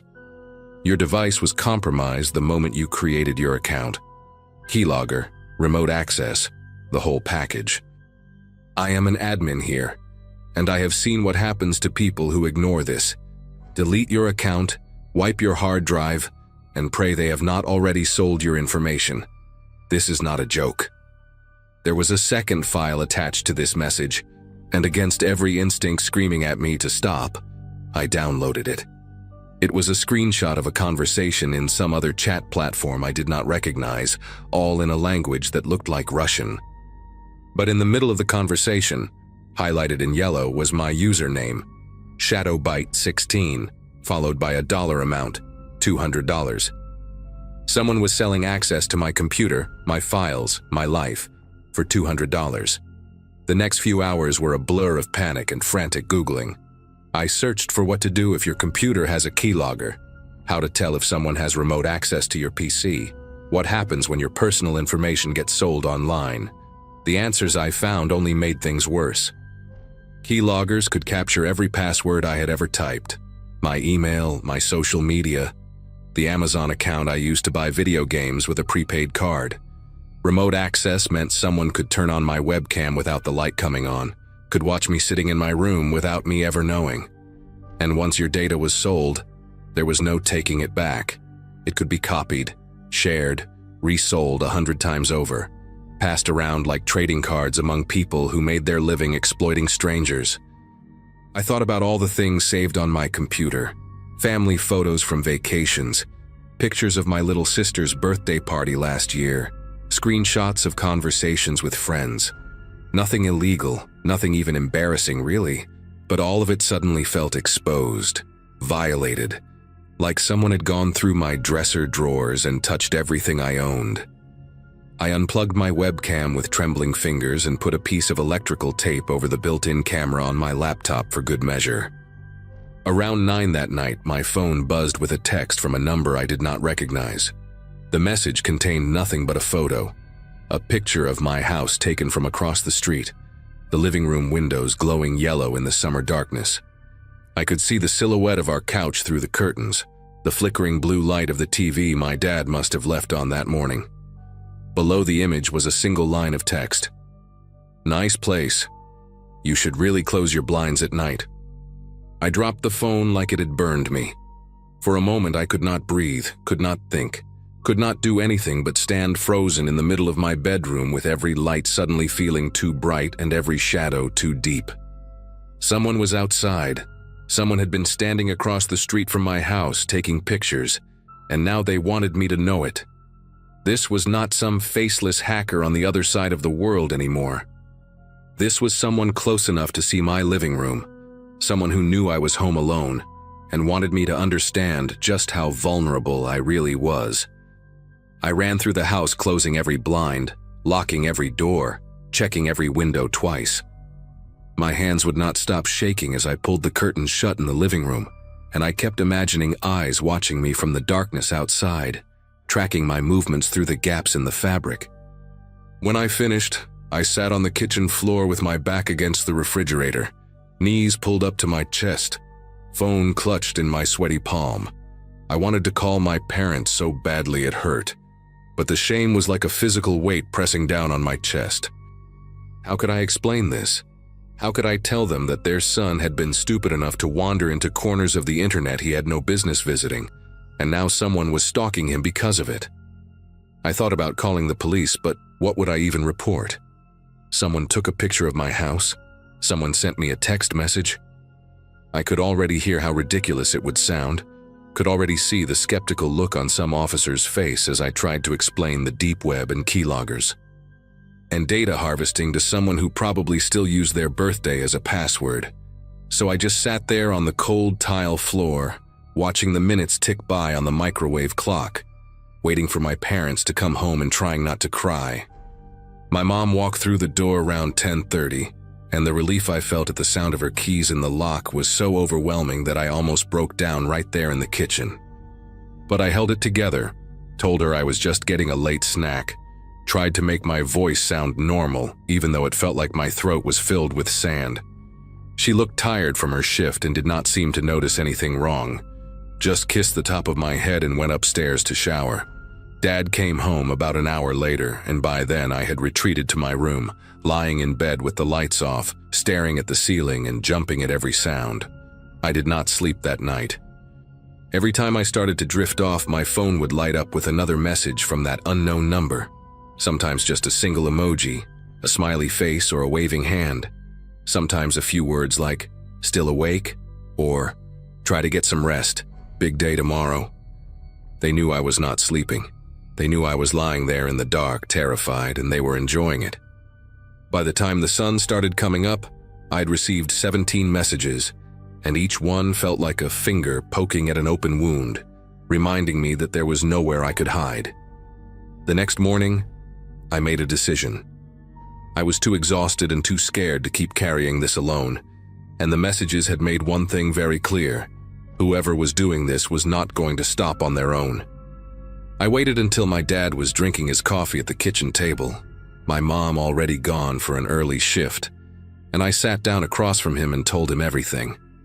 I started from the beginning, from the boredom and the Tor browser and the forum with the ugly green text, and I watched his face shift from confusion to concern, to something that looked a lot like fear. When I showed him the text messages, the photo of our house, the file with our address in it, he went pale in a way I had never seen before. He did not yell at me, did not lecture me about being stupid or reckless. He just sat there for a long moment with his jaw tight and his hands wrapped around his coffee mug like he was trying to keep them steady. Then he picked up his phone and called the police. 2 officers came to our house an hour later, and I had to explain the whole thing again. Had to watch them exchange glances when I mentioned the deep web. Had to sit there feeling small and foolish while they took notes and asked questions I did not know how to answer. The investigation that followed lasted almost 3 months. It turned out that the person behind the harassment was not some shadowy international hacker. It was a 19-year-old college dropout named Brendan Lowe, who lived about 40 minutes away in Racine. He had been running a small-scale data harvesting scheme on the Null archive for over a year, targeting teenagers specifically because they were easy marks with poor security habits and parents who might pay to make problems go away. The photo of my house had been taken by someone he paid $20 to on a local gig app, just some random person who thought they were doing a harmless errand. Brendan had never actually been outside my house himself. He was not brave enough for that. But he had built a whole system designed to make his victims feel watched, hunted, completely alone. The police found files on his computer from dozens of kids like me, folders full of personal information he had collected and either sold or used for blackmail. I was lucky, they told me. I came forward before he had a chance to do any real damage with my data. Other kids had not been so fortunate.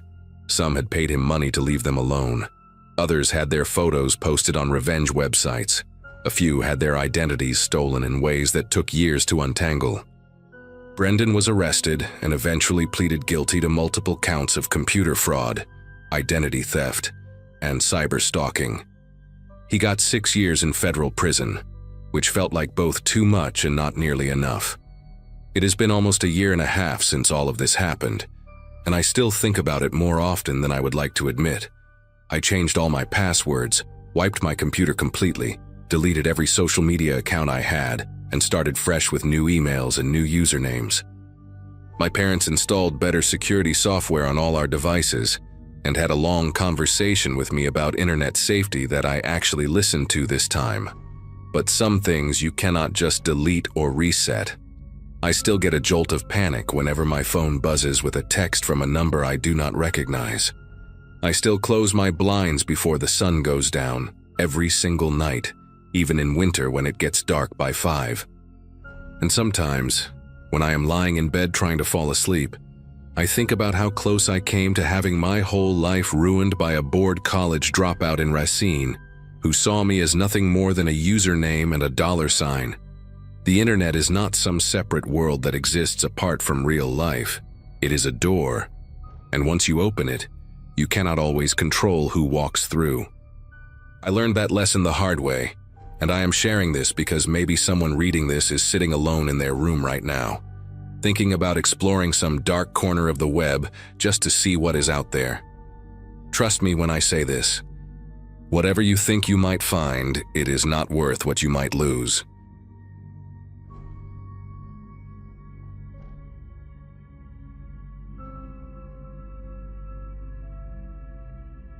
At the time this happened, life felt predictable in a way that almost bored me. I was working remotely, renting a small place on the edge of a quiet Midwestern town, and spending most nights scrolling forums instead of talking to people.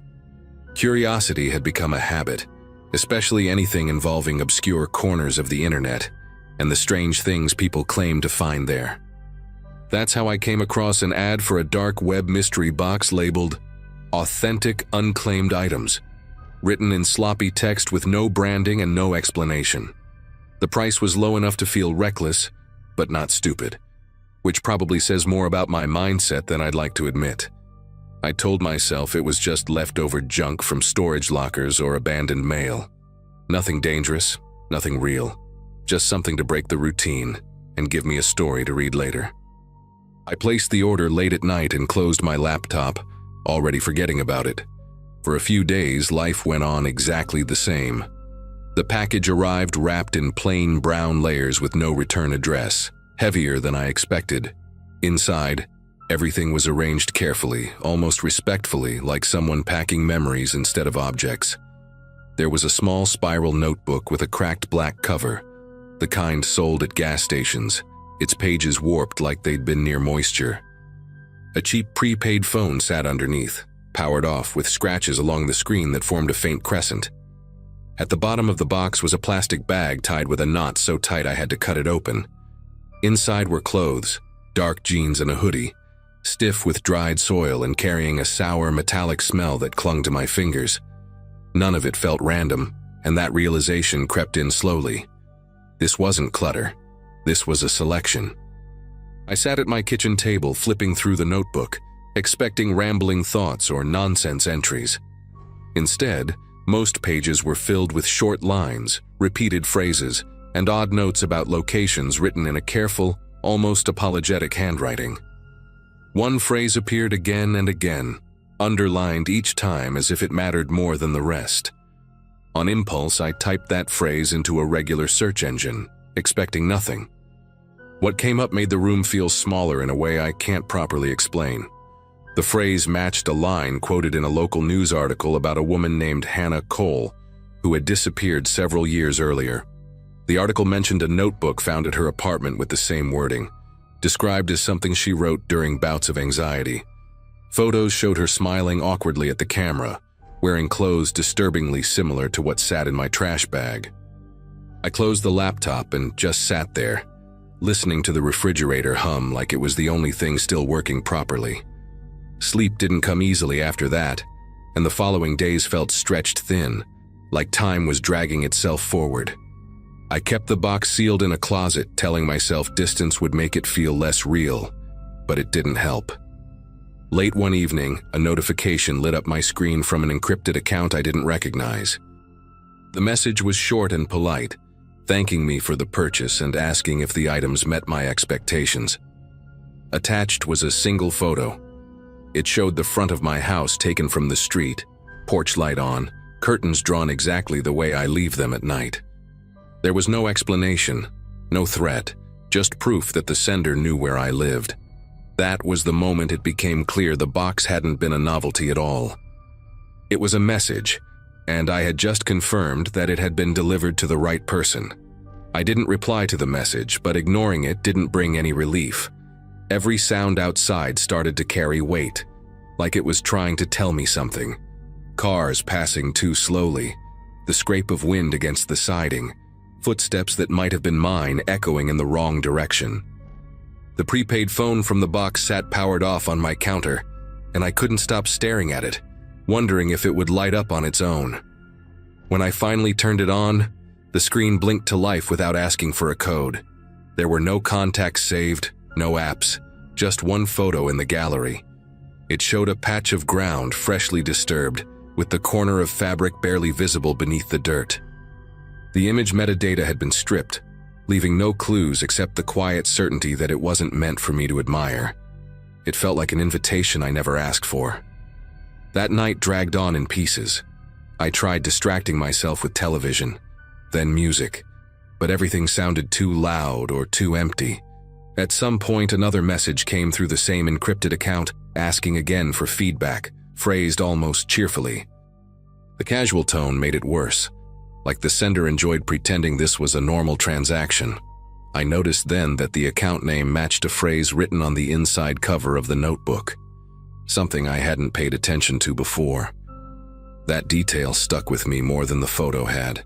It suggested planning, patience, and a long awareness of how this would play out. Whoever sent the box hadn't acted on impulse. They had waited for someone like me to bite. I made the decision to involve the authorities the next morning, bringing everything with me in sealed bags. The reaction was measured but tense, the kind of calm that doesn't promise comfort. They recognized Hannah Cole's name immediately and asked questions I struggled to answer, like why I'd ordered the box in the first place and how much I'd interacted with the seller. The notebook and clothing were taken away, and the phone disappeared into an evidence locker. An officer advised me to stay with a friend for a while and keep my routines unpredictable, which sounded surreal coming from someone in uniform. Before I left, another message came through on my phone, unread by them. It simply said, "You weren't the first choice." That sentence followed me out of the building and all the way to the borrowed couch I slept on that night. Weeks passed without another message, and eventually the silence became its own kind of answer. The investigation didn't lead anywhere public, and I stopped checking forums altogether. The part that stays with me isn't the fear anymore, but the realization that someone out there used a missing person's life as leverage, as proof of reach. The box was never about shock value or entertainment. It was a test, a way to see who would look closely enough to understand what they were holding. I still don't know why I was chosen in the end, or what happened to Hannah beyond what's already known. All I know is that curiosity used to feel harmless to me, and now it feels like something that watches back. Eventually, I stopped waiting for another message and focused on doing something practical instead of spiraling. I moved out of that house entirely, not dramatically, just quietly, packing my things over a weekend and leaving no forwarding address tied to my name. I changed numbers, scrubbed old accounts, and abandoned the online spaces where I'd first found the listing. It wasn't about running away so much as removing myself from the path I'd unknowingly stepped onto. The authorities never told me outright to disappear, but their silence said enough. No updates, no reassurance, just the understanding that some doors, once opened, don't close cleanly. I told myself relocation was temporary, a pause until the anxiety eased. Deep down, I knew it was permanent. Months later, a detective contacted me once more, asking if I'd noticed anything unusual after the move. Nothing had arrived, no photos, no messages, no reminders. The seller's account had vanished, along with the listing, as if it had never existed. The case tied to the notebook remained unresolved, officially still open, unofficially stalled. They believed the box had been assembled years earlier and circulated deliberately, passed from seller to seller as a kind of credential, proof of proximity, proof of history, proof that the person behind the screen wasn't bluffing. Hearing that reframed everything. I hadn't been targeted for who I was, but for who I represented. Someone curious enough to open the box and careful enough to understand it. I still think about the moment I clicked buy, how casual it felt, how small the decision seemed. The unsettling part isn't the threat that followed, but the professionalism of it all. No rage, no urgency, just calm confirmation that access existed. Whoever sent that box didn't need to act further. The message had landed. I was aware now, and awareness was the point. Sometimes I imagine that box sitting on another kitchen table somewhere, opened by someone else, starting the same chain of recognition. That thought keeps me grounded in a strange way. It reminds me that survival isn't always dramatic. Sometimes it's just knowing when to stop looking. These days, my life looks ordinary again from the outside. New routines, new surroundings, fewer late nights online. I don't chase mysteries anymore, and I don't open doors just because they're there. When people joke about dark web stories or mystery boxes, I stay quiet. There are things that exist solely to confirm they can reach you, not to entertain you. I learned that lesson without anyone knocking on my door or saying my name out loud, and I'm grateful for that. If this story sounds restrained or unfinished, that's because it is. Some experiences don't end with answers. They end with distance, and that's the best outcome I could have hoped for.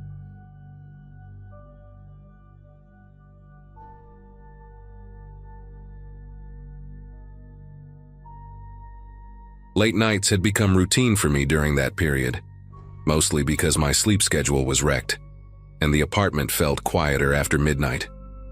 I'm Jason, and at the time I lived alone in a small rented place above a closed-down bookstore, working remote tech support and barely seeing anyone in person.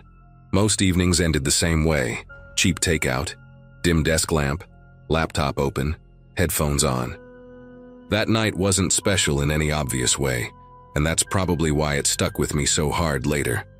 I remember the faint hum of my old ceiling fan and the way the hallway light outside my door flickered every few minutes. I had been bouncing between forums out of boredom, clicking links without much thought. Curiosity won over common sense like it usually does when you're tired and alone. Eventually, I ended up on an anonymous video chat site, buried deep behind a string of links I probably shouldn't have followed.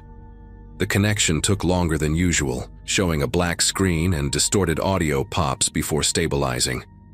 When the other person appeared, the feed was grainy and low-lit, just a vague outline of a head and shoulders. The voice came through clear, calm, and strangely relaxed, asking generic questions about music and work. I answered casually, leaning back in my chair, not giving away anything personal. A minute or two in, the tone shifted without warning. He mentioned the cracked mug on my desk, then the stack of unopened mail beside my keyboard. I hadn't said a word about my surroundings, and my camera light was definitely off. I laughed it off at first, assuming a lucky guess, but the way he described the peeling sticker on my laptop lid made my chest tighten. That detail wasn't visible unless you were in the room or watching from my end. The video started stuttering after that, freezing every few seconds while the audio kept going.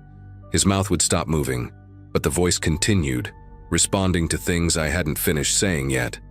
At one point, my screen locked completely on a distorted frame, yet he kept talking, commenting on the sound of my fan and asking why I never fixed it. I tried to close the tab, but my cursor lagged like it was dragging through wet cement. The temperature in the room felt heavier, not colder, just dense, like the air before a storm. I could hear my own breathing through the headphones, louder than it should have been. Then, abruptly, the screen went black and the site kicked me back to the homepage. No error message, no warning, just silence and my reflection staring back at me. I sat there longer than I cared to admit, listening to the building settle and trying to convince myself it was some elaborate trick. Eventually, I shut everything down and went to bed, though sleep came in short, shallow bursts. The next afternoon, daylight made the apartment feel less threatening, but the unease hadn't faded. While clearing space on my laptop, I opened a hidden system folder I didn't recognize, buried deep in my files. Inside were short video clips, all time-stamped weeks before that night. Each one showed me at my desk, from the exact angle my webcam would capture, sometimes typing, sometimes just sitting there staring at the screen. In one clip, I paused and glanced directly at the camera, like I sensed something, even though I remembered nothing about it. That was when the weight of it really sank in, and the fear stopped feeling abstract. Panic didn't hit all at once. It crept in slowly as I opened each file and realized how far back they went. Some clips showed early mornings, sunlight barely cutting through the blinds. Others caught the room lit only by my desk lamp late at night. The most unsettling part was how ordinary I looked in them, completely unaware. In one video, I adjusted the webcam slightly, something I don't remember ever doing. Another, I leaned in close to the screen, squinting like I was reading something specific. My throat felt dry as I checked the metadata and saw the files had been accessed repeatedly, not just created. Whoever did this didn't just watch once and disappear. They came back. That evening, every small sound in the apartment felt amplified. The fan hummed unevenly, the pipes clicked behind the walls, and footsteps from the stairwell lingered longer than usual. I covered the webcam with tape, unplugged it, then unplugged the laptop entirely, even though part of me knew that might already be pointless. Opening my router settings revealed unfamiliar login attempts from addresses that didn't match anything local. One device name stood out, labeled with a string of characters that looked almost intentional, not random. I reset passwords, changed settings, and shut down anything I didn't recognize. Still, the sense of being watched refused to leave, like a thought you can't shake no matter how hard you try. Later that night, curiosity pushed back against fear, and I checked the site again from a different device. The homepage loaded, but my username history was gone, wiped clean. No record of the session, no trace I had ever been there. As I scrolled through my files once more, I noticed something I had missed earlier. A short audio clip saved separately from the videos. It was just background noise at first, the fan, my typing, a faint city sound through the window. Then a second voice came through, quiet and close, speaking words that matched what had been said during the call. Hearing it outside the context of the chat made it feel much more real, much more intentional. By the end of that day, I stopped trying to explain it away. I contacted a specialist through my job, someone who dealt with security breaches, and handed over everything without keeping copies. The advice was blunt. Wipe the system completely, replace hardware, move on. I followed it all, relocated a few weeks later, and rebuilt my routines from scratch. Nothing like that ever happened again, at least not in a way I could prove. Still, sometimes late at night, I catch myself lowering my voice around devices, aware of how easily access can happen without permission. That one night didn't just scare me, it permanently changed how safe alone feels. Months passed, and the fear dulled into something quieter but heavier. Life looked normal on the surface again. New apartment, new laptop, new routines. Still, certain habits never left. I positioned screens away from where I slept, avoided mirrors reflecting monitors, and shut devices down completely instead of letting them rest. Friends noticed I flinched when video calls lagged or audio desynced, but I never explained why. Talking about it felt pointless, like trying to describe a sound you only hear in dreams. Part of me hoped that by staying silent, whatever had happened would lose interest. Another part knew silence had never really stopped anyone before. One evening, curiosity pulled me back to my old backups, the ones I'd stored on an external drive and sworn not to touch. I plugged it in, half expecting nothing to load, half expecting something worse. Most of the data was gone, corrupted during the wipe process, but one folder remained intact. Inside was a single text file I didn't remember creating. The contents were short, written like notes, describing my habits in unsettling detail. When I stayed up late, how often I paced while thinking, which nights I talked to myself without realizing it. At the bottom was a line mentioning the video chat, phrased like an observation rather than a memory.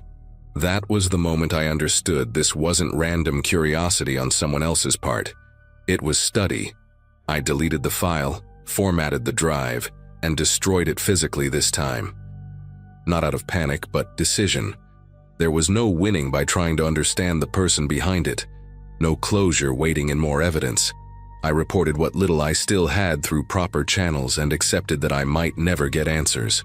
What mattered more was reclaiming some sense of control, even if it was symbolic. I started leaving lights on, keeping curtains open at night and refusing to let fear dictate every choice. The feeling of being observed slowly faded into the background. Never gone, but no longer consuming everything. Toggle. Now, when people talk casually about anonymous platforms or joke about webcams watching them, I don't laugh along. I listen. I know how ordinary that night felt before it turned strange, how easily curiosity slipped into vulnerability. Nothing dramatic ever followed. No knock at the door. No final message explaining it all. It simply stopped. And somehow that silence is what unsettles me most.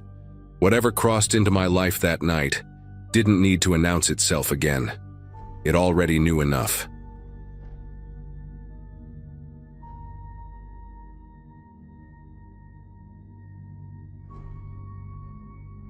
Running a small independent channel online had always felt like shouting into a tunnel and listening for an echo. The content was slow-burn investigative stuff, mostly disappearances people stopped talking about years ago. At the time, life was quiet and repetitive, split between editing late at night and working a day job that barely paid the bills. The channel wasn't big enough to matter, but it was just visible enough to attract strange emails. Messages from armchair detectives, grieving relatives, and trolls blended together until they all sounded the same. I answered some, ignored most, and learned to trust my instincts about which ones felt genuine. That routine made it easy to miss the moment when things shifted. Looking back, the warning signs were there, just subtle enough to brush aside. The day everything happened started like any other upload day, with coffee gone cold beside the keyboard. Message didn't come through the usual channels. It arrived from an address made of random letters and numbers. No name attached, no signature at the bottom. The sender claimed to have real evidence connected to a disappearance I had covered months earlier, one that never sat right with me. They referenced details I had never made public, including a misfiled report number and a witness statement that vanished from public records. That alone was unsettling, but curiosity has a way of pushing past caution. The tone wasn't dramatic or threatening, just blunt and strangely formal. There was a link included, pointing to a dark web mirror, along with instructions to use encryption software I'd only read about. I stared at the screen longer than I want to admit, weighing the risk against the chance that this was real. Eventually, curiosity won. Accessing the files felt like stepping into a room with no windows. The material itself looked authentic. Scans with consistent metadata, audio clips with background noise that matched known locations, and timestamps that lined up too well to fake easily. One folder contained raw footage that clearly hadn't been edited for public eyes. There were moments where the camera shook as if the person filming hesitated, unsure whether to keep recording. Even without understanding the full context, the implication was disturbing. It wasn't sensational or cinematic, which made it worse. The kind of evidence that feels heavy just sitting on your hard drive. I closed everything and disconnected from the internet, heart racing, trying to process what I had just seen.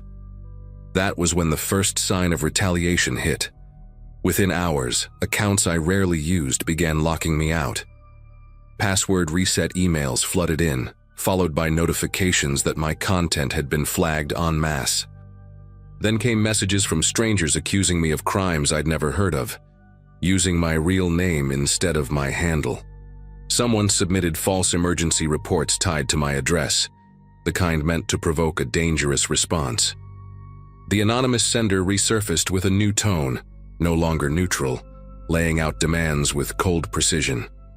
They didn't want money or silence. They wanted control over the story itself. Publish their version of events. Frame certain people as unreliable, omit specific details, or watch everything I'd built collapse under coordinated pressure. I realized then that the evidence wasn't just information. It was leverage, and I was already trapped inside the narrative they designed. Sleep didn't really happen after that. Every sound in the apartment carried weight. Every notification felt like another escalation. I spent hours reading the demands over and over, trying to decode what they really wanted me to erase. They sent a rough outline of the story I was supposed to publish, complete with suggested phrases and timestamps. It wasn't fan fiction or speculation. It was surgical. rewriting motives and shifting timelines just enough to redirect blame. What scared me most was how confident they sounded, like they already knew what I would do next. They referenced private drafts from my editing software, sentences I had deleted and never uploaded. That meant they had been inside my system longer than I realized. The sense of being observed didn't come from paranoia anymore. It came from receipts. I tried reaching out for advice carefully, using devices that hadn't been connected to my home network. A journalist friend responded cautiously, urging me to stop engaging and preserve everything. Before I could even reply, my phone lit up with calls from unknown numbers, one after another, until it overheated in my hand. Voicemails followed, robotic at first, then unsettlingly human, accusing me of interference. Online, threads popped up dissecting my personal life with eerie accuracy, listing old addresses, relatives, even a photo taken through a window I never remembered posing for. None of it asked for ransom. It was all pressure, tightening minute by minute, designed to isolate me until compliance felt like relief. I understood then that this wasn't about hiding the truth, but reshaping it. The breaking point came when a patrol car showed up outside my building after a fabricated welfare check. Watching through the blinds as officers knocked on my door was surreal, like seeing a scene from my own channel play out in real time. I managed to explain enough to avoid escalation, but the message was clear. They could reach into the physical world whenever they wanted. Another encrypted message arrived shortly after, acknowledging the visit with disturbing casualness. The sender reminded me that narratives don't need to be true to be effective, only consistent and loud. I felt backed into a corner where every option carried risk. Publishing their version meant becoming a mouthpiece, while refusing meant losing control entirely. I made a decision that afternoon, driven less by bravery and more by exhaustion. Instead of posting their script, I released a short video stepping away from the case altogether, citing safety concerns without details. Simultaneously, I handed copies of the files and communication logs to a legal advocate recommended by my friend, using a chain of custody I hoped would protect me later. The retaliation didn't stop immediately, but it lost momentum, like a storm running out of fuel. Accounts quieted, false reports ceased, and the anonymous messages slowed to silence. The evidence never saw daylight in the way I once imagined, and that still bothers me. What stayed with me was the realization that truth can be treated like contraband, traded and threatened, not for profit, but for power over the story itself. Days passed in a strange half-normal rhythm, where grocery trips and emails coexisted with the lingering sense that the walls had ears. Work on the channel slowed to a crawl, not because of fear alone, but because trust in the process had fractured. Editing software felt hostile, like a room that had already been searched. Even harmless comments under older videos carried a new weight, every username a question mark. Friends noticed the distance in my voice when we talked, the way I deflected simple questions. There was no dramatic climax after that decision, just a long exhale where nothing else happened. Silence became the loudest outcome, and part of me wondered if that had been the goal all along. Eventually, the legal side moved forward quietly, without spectacle or updates I could share. The files went somewhere beyond my reach, sealed into procedures I didn't fully understand. That brought a measure of relief, but also a hollow feeling, like handing off a truth and never learning where it lands. Online, the smear attempts faded into the background noise where they belonged.